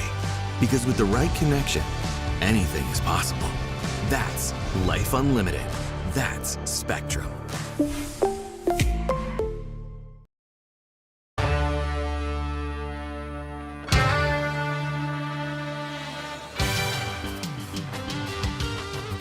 The Drive with Tim Donnelly, 99.9 The Fan.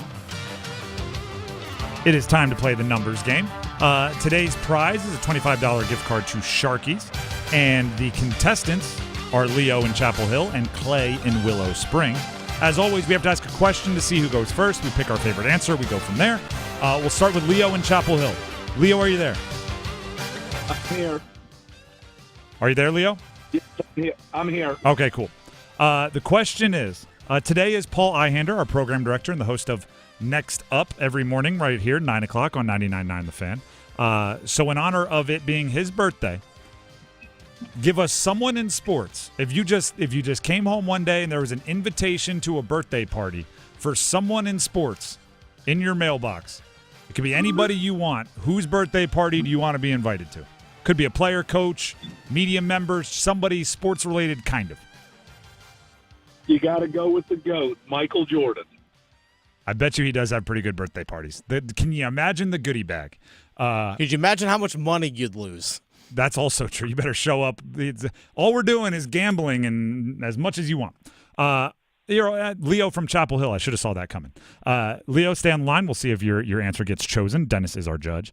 That brings us to Clay in Willow Spring. Clay, are you there? I'm here, yep. Same question to you. You come home one day, there's an invitation to a birthday party from someone in sports. It's in your mailbox. It could be anyone you want. Who are you choosing? I got to go Tiger Woods. Might get a few hitting lessons here and there from him and maybe some other good golfers. All right. I would say very similar answers. I wouldn't be surprised if they were at each other's birthday.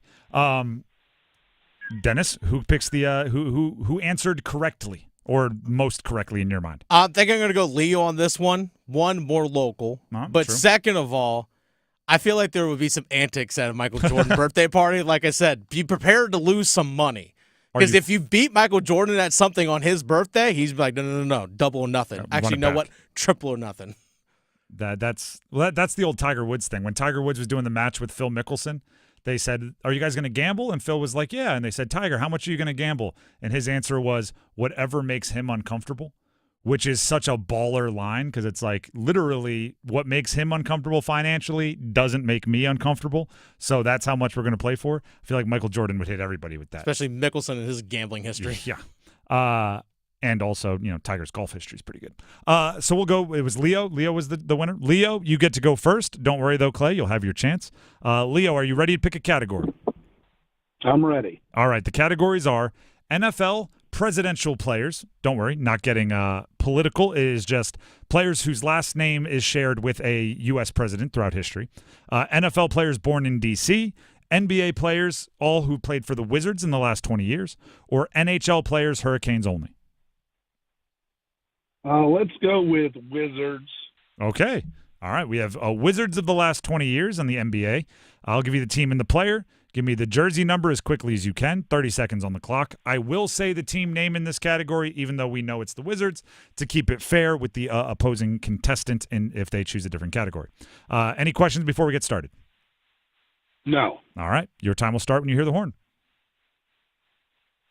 John Wall, Washington Wizards. 7. Incorrect. Michael Jordan, Washington Wizards. 23. Correct. Antoine Jameson, Washington Wizards. 24. Incorrect. John Wall, Washington Wizards. 1. Incorrect. Antoine Jameson, Washington Wizards. 21. Incorrect. John Wall, Washington Wizards. 12. Incorrect. Antoine Jameson, Washington Wizards. 1. Incorrect. John Wall, Washington Wizards. 23. You were dancing around. You were in the right neighborhood for John Wall. He wore number 2 with the Wizards. So you were in the single digits kind of all over the place. Jameson wore number 4 with the Wizards. And ironically, because of your answer, you did get Michael Jordan right with number 23. Little bit of a free bingo square there. And if somebody was like, Michael Jordan, 19 would have been a crazy answer. You did get one, though. You didn't get shut out. Go ahead and stand the line. We'll see if it holds up. Appreciate it. That brings us to Clay in Willow Spring. Clay, are you ready to pick a category? I'm ready. All right. I'll do. Oh, go ahead. Do the second NFL category. All right. These are all NFL players born in D.C. I will give you the team and the player. Give me the jersey number as quickly as you can. 30 seconds on the clock. You need 2 for the win, and it sounds like you're getting a little help there. So if they want to scream out the answer, I will only accept it if you repeat it. So all right. You gotta take the committee's opinion into account. I will give you 30 seconds, as I said, and if you don't have any questions, we will start when you hear the horn. All right. Andrew Luck, Indianapolis Colts. 8. Incorrect. Vernon Davis, San Francisco 49ers. 85. Correct. Brian Westbrook, Philadelphia Eagles. 34. Incorrect. Andrew Luck, Indianapolis Colts. 12. Correct. Josh Cribbs, Cleveland Browns. 10. Incorrect. Brian Westbrook, Philadelphia Eagles. 32. Incorrect. Josh Cribbs, Cleveland Browns. 12. Incorrect. Brian Westbrook, Philadelphia Eagles. 36. Correct. Jerry Porter, Oakland Raiders. 50. Incorrect. Josh Cribbs. You got 3. That is plenty for the win. And give a shout out to your helpers. They did stay, I believe, mostly quiet during the competition, so they recognized game time was coming up. Josh Cribbs, for those of you playing at home, number 16. Jerry Porter for the Raiders, number 80. But you did get Andrew Luck. You did get Vernon Davis. You did get Brian Westbrook. That is plenty for the win. Congratulations. Oh, thanks. All right, go ahead and stay on the line. Dennis has some info he needs to get from you to make sure you get your Sharky's gift card. That is Sharky's with back-to-back-to-back-to-back wins for best wings in the Triangle, voted best sports bar, quite possibly the best neighborhood bar in the world. By the way, a lot of local ties between the Wizards and here. I was thinking that John as well. Wall's from Raleigh, obviously Jordan, Antoine Jameson. There's been a lot of guys either from this area or maybe went to Carolina because I know Jerry Stackhouse played there when Jordan kind of took over. Brought a lot of UNC guys. Very true. I was thinking the same thing as we read them. And all, I mean, like, again, shout out to Paul on his birthday. Paul Iander puts these lists together quite a bit. I learned stuff. I didn't know some of these guys were born in D.C.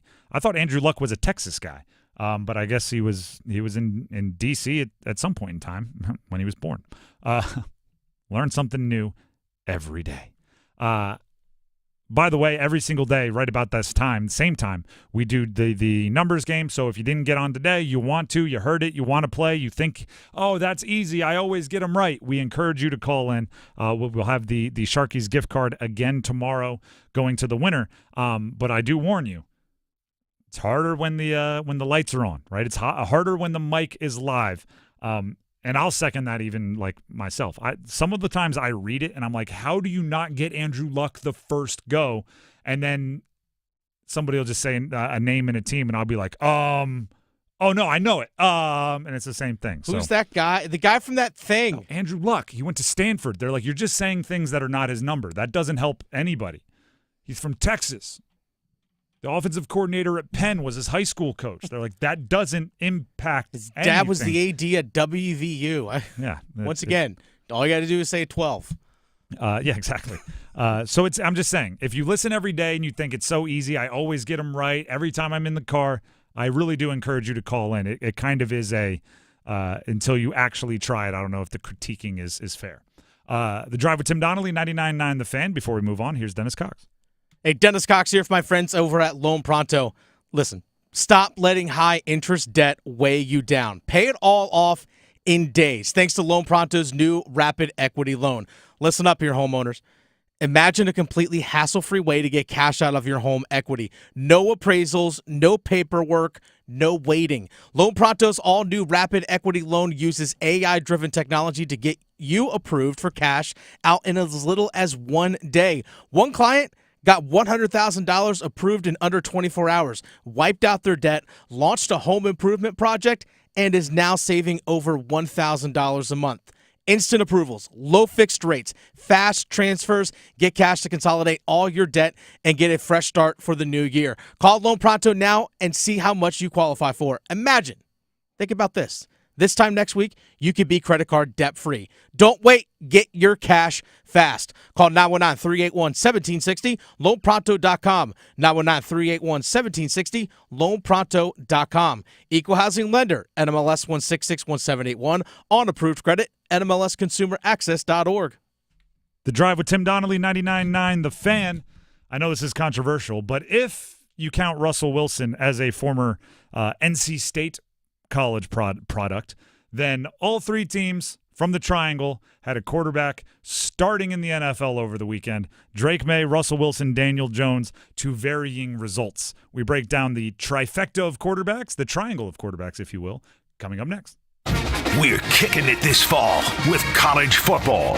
Join 99.9 The Fan all season long and catch your favorite teams in action. The ACC, the SEC, and every conference that matters. You'll find the best matchups here. Jordan Moore delivers, and the Blue Devils have the lead. College football on 99.9 The Fan is brought to you by Wilkinson Chevrolet Cadillac Buick GMC in Sanford and by Amedios. It's bow time. It's not just football season. It's tailgate season. And that includes every kind of football, whether it's got goalkeepers or goalposts. The kick is good! Because it doesn't matter where or how you tailgate. When you've got crispy chicken and fluffy buttermilk biscuits from Bojangles, your tailgate is better than great. It's legendary. Head to Bojangles and order your tailgate box with boldly seasoned chicken, fixins, biscuits, and legendary iced tea today. It's bow time. Planning a tailgate? Then it's bow time. Bojangles has everything you need for the perfect tailgate, no matter how many fans you're trying to feed. There's the original tailgate, the super tailgate, and for a really big crowd, the jumbo tailgate special. And if you like your chicken off the bone, choose the Supreme's tailgate special that includes 12 perfectly seasoned tenderloin fillets. So grab the tickets, get that Bojangles tailgate special, and go. It's bow time. Prescriptions require an online consultation with a healthcare provider who will determine if appropriate. Restrictions apply. See website for details and important safety information. Subscription required. Price varies based on product and subscription plan. Hi, I'm Dr. Peter Stahl, board-certified urologist and senior vice president of men's sexual health at HIMSS. I've helped many guys with ED in my 12 years of practice. But now you can get world-class care for ED 100% online by going to HIMSS.com. So what are you waiting for? To start your free online visit and find ED treatment at up to 95% off brand name prices, go to hims.com/joy. BetMGM presents Upping the Action with Jamie Foxx.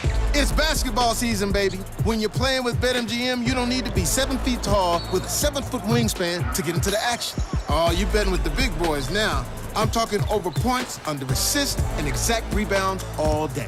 Fade away jumper from the left wing hitting nothing but net type of vibe.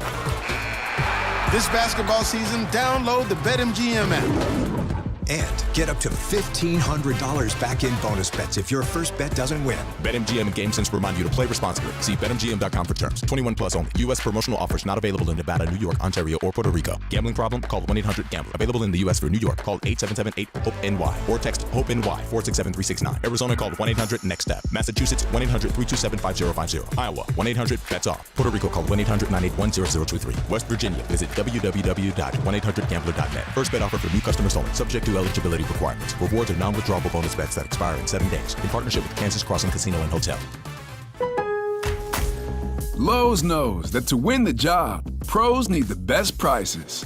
That's why only at Lowe's, MVP's Pro Rewards members can get a volume discount on eligible orders as low as $1,500 at the Pro Desk.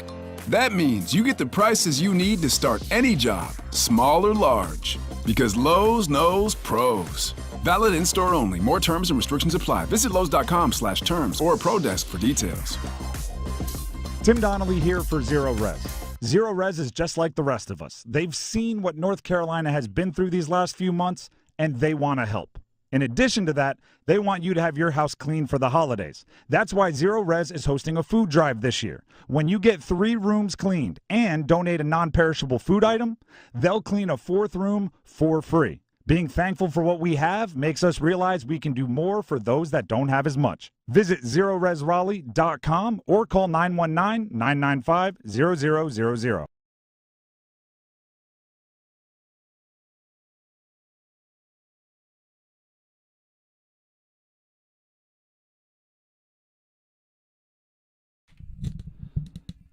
This is The Drive with Tim Donnelly here on 99.9 The Fan. By the way, just so everybody knows, we have gotten a few first goal scorer bragging rights predictions. So every day of a Canes weekday game, for those of you that don't listen earlier in the show, at 4:33, we take 3 official contestants on the phone lines. They get to make their predictions on air for who scores the first Canes goal of the game and in what period they score. They will score that first goal. So with tonight being Canes-Utah, which, by the way, 9 o'clock puck drop right here on 99.9 The Fan, Adam Gold will get you set up with Stormwatch at 8:30. We did this earlier today. So at 4:33, we took the official contestants. But we always remind, like, just because we can't give everyone the opportunity to win prizes, we want everyone to be able to participate, to have the fun, to be a part of the competition. So you can always send in on our YouTube comments, 99.9 The Fan YouTube live stream, which is up during the entirety of every show. You can send it to us on Twitter. I would be at Donnelly Sports. Dennis is at The Fan Rookie. Really don't care how you get it to us, as long as you get your prediction to us with a timestamp before the game. And if it's not right at 4:33, we still see it. We don't always reference it on air because there's other things we're talking about. The show goes, can't control this bad boy all the time. But we do see them, and if you get it right, we definitely give you your credit. So we've had a few come in. We had Jackson Blake in the first from Jason on Twitter. Dennis, you just had one also. Clinton on YouTube says Slavin in the first period. Also, Brandon says, I know I'm late to the party, but I got Aho in the first. I think he gets hot tonight. Won't hear me complain if that commenter is correct. So I'm just saying, if you send them in, it's not for naught. You're not just like sending them into a void. We really do read them, and if you get it right, we really will give you credit. Real Rebels just said first goal Natchez, last goal Aho of a 10-4 final score. Canes win. So all right. They start playing like baseball or something like that. I guess, yeah. And they all right. 10-4, kicked a field goal. Yeah, exactly. Yeah. 2 safeties and a field goal. Weird game. 10-4. If that comes true, and I say this about all the crazy specific predictions, that comes true, we'll give you your credit, and then you should go buy a lottery ticket. The Drive with Tim Donnelly, 99.9 The Fan. Quickly, I want to do a little roundup here of the quarterbacks, many of which played or all of which played at least part of their college career right here. UNC's Drake May, NC State / Wisconsin's Russell Wilson, and Duke's Daniel Jones. All starting quarterbacks in the NFL right now. For how long all of that lasts, few decisions will be made. Here's what I want to say about Drake May. Drake May has a bad offensive line. Bad. With the Patriots. He has very few, if any, playmakers at wide receiver and tight end. Hunter Henry is dependable. Maybe somebody like Pop Douglas can develop into something, but not many NFL legitimate top quality playmakers. And he's a rookie. Drake May is. And he still looks good. Is that allowed? Because I was told when he was sitting behind Jacoby Brissett that you had to protect rookies and that you didn't want to treat him like Bryce Young. You didn't want to treat him like these other quarterbacks that have been thrust into bad situations because that's how you ruin quarterbacks. Yet Drake May has gone in there and he's looked good. And I'm just wondering if that's allowed. Because I didn't seem like many thought it was a possibility when he was sitting behind Jacoby Brissett, and I was saying start Drake May loudly into this microphone. So credit to Drake May, credit to the Patriots for finally getting to a place where he's been able to lift the spirits of that team. I watched a 7-minute long mic'd up of Drake May today. I would say there's nothing even tremendously exciting or like funny. It's just a guy saying and doing the right things. And it seems to come from a genuine place, which is something I'm always looking for. Russell Wilson. You know that little victory lap I just took with Drake May? Like, hey, I told you should have started him. I was right all along. Yeah. Did not think they should have went to Russell Wilson, and Mike Tomlin's probably about to take a little victory lap around all of the naysayers like I was when you went away from Justin Fields when you were 4-2. Yeah, it's like, now you know why I never named Justin Fields the starting quarterback. It's, by the way, and it's no disrespect to Justin Fields. He was playing winning football. They were winning games. It's just Russell has unlocked that offense in a way that Justin Fields wasn't. And I'll even go more specifically. He's unlocked George Pickens in a way that Justin Fields simply wasn't doing. Just throwing up rainmakers. Yeah, the moon balls is what they call them. Yeah. All of the moon shots from Russell. It's raise a hand when you're wrong. I thought they should have stuck with Justin Fields, and it's becoming harder and harder to like stay on that island. And Mike Tomlin might know something about football. They got something cooking up there in Pittsburgh, by the way. Yeah, I don't know. I still don't think they're like a contender. And I don't know. I get they're winning games, and they're doing so like in a way that a contender would do it. But there's just something in it, and maybe I don't watch them enough. There's something just pulling me back a little bit. But admittedly, I don't have a good reason for it. Daniel Jones might be the most interesting of the three. His contract is equally one of maybe his best career accomplishments because he went from a guy that was going to get paid a couple dozen million to a guy that's probably going to make over 100 in his career because of this second contract. But now his contract might come back to bite him. It might force him to the bench. The way Daniel Jones is playing right now, I wouldn't say is great. Oh, brother, this guy stinks! But I also don't know if the Giants would actively be looking to go to Drew Lock because Daniel Jones can run and he can do a few things that it's like, keep him out there. However, when you look at his contract, if he is on the roster at the start of next year, so it's like March 5th or March 4th, whenever that start of the league year is, $12 million of next year's salary becomes guaranteed. That's not already guaranteed. If, ready for this, he is hurt, so still on the roster but hurt at the beginning of the next calendar or league year, March 3rd, March 4th, whatever that is, he gets $23 million additionally guaranteed. So the Giants, if they play him, are risking an injury that lasts into March that will then cost them $23 additional guaranteed $million. That might be a reason to go to Drew Lock. Not because you're not playing well enough, not because you didn't run the ball, because if you get hurt, it costs them money. Brutal. The Drive with Tim Donnelly, 99.9 The Fan. Little wraparound there of the quarterbacks that played their college ball right here in the Triangle. Now, I want you to do a wraparound to your house. Tim Donnelly here for Window Nation. Inside and outside, walk up to your windows and just feel. Rub your hands over your windows. Don't get weird with it. Just put your hands on the windows, around the window panes, around the sealants, and just feel for air. Right? If it's cold outside like it was this morning when I got in my car, it was in the 40s. That's the time to do it, right? You're heating your house. Feel for cold air near your windows. If you feel any, go get your phone and call Window Nation. I'll give you the phone number in a second. Window Nation, their windows are proven quality. They have proven service with the installation, proven that they use the best materials, proven that they insulate your house better than just about anything else you can put in your windows. And what that does is it makes it so you can run your hand and there's no air. And heat lamps won't contaminate, meaning like if the sun is outside, it doesn't heat up your house because you're trying to cool the house on the inside in the summer. The windows, they're not magic. It's science, but it seems like magic to someone that doesn't understand science like me. And they want to come out to your house and test your windows. They want to come out and explain all the ways they can help your energy bill every month lower. They want to explain all the ways it increases the value of the house and so much more. The number to call is 866-90-NATION. That's 866-90-NATION. And right now, 50% off all window styles plus 0% interest for 60 months. Check them out, windownation.com. Overdrive is coming up next. Enjoy, and we'll see you tomorrow at 3. Have a great night. The Adam Gold Show.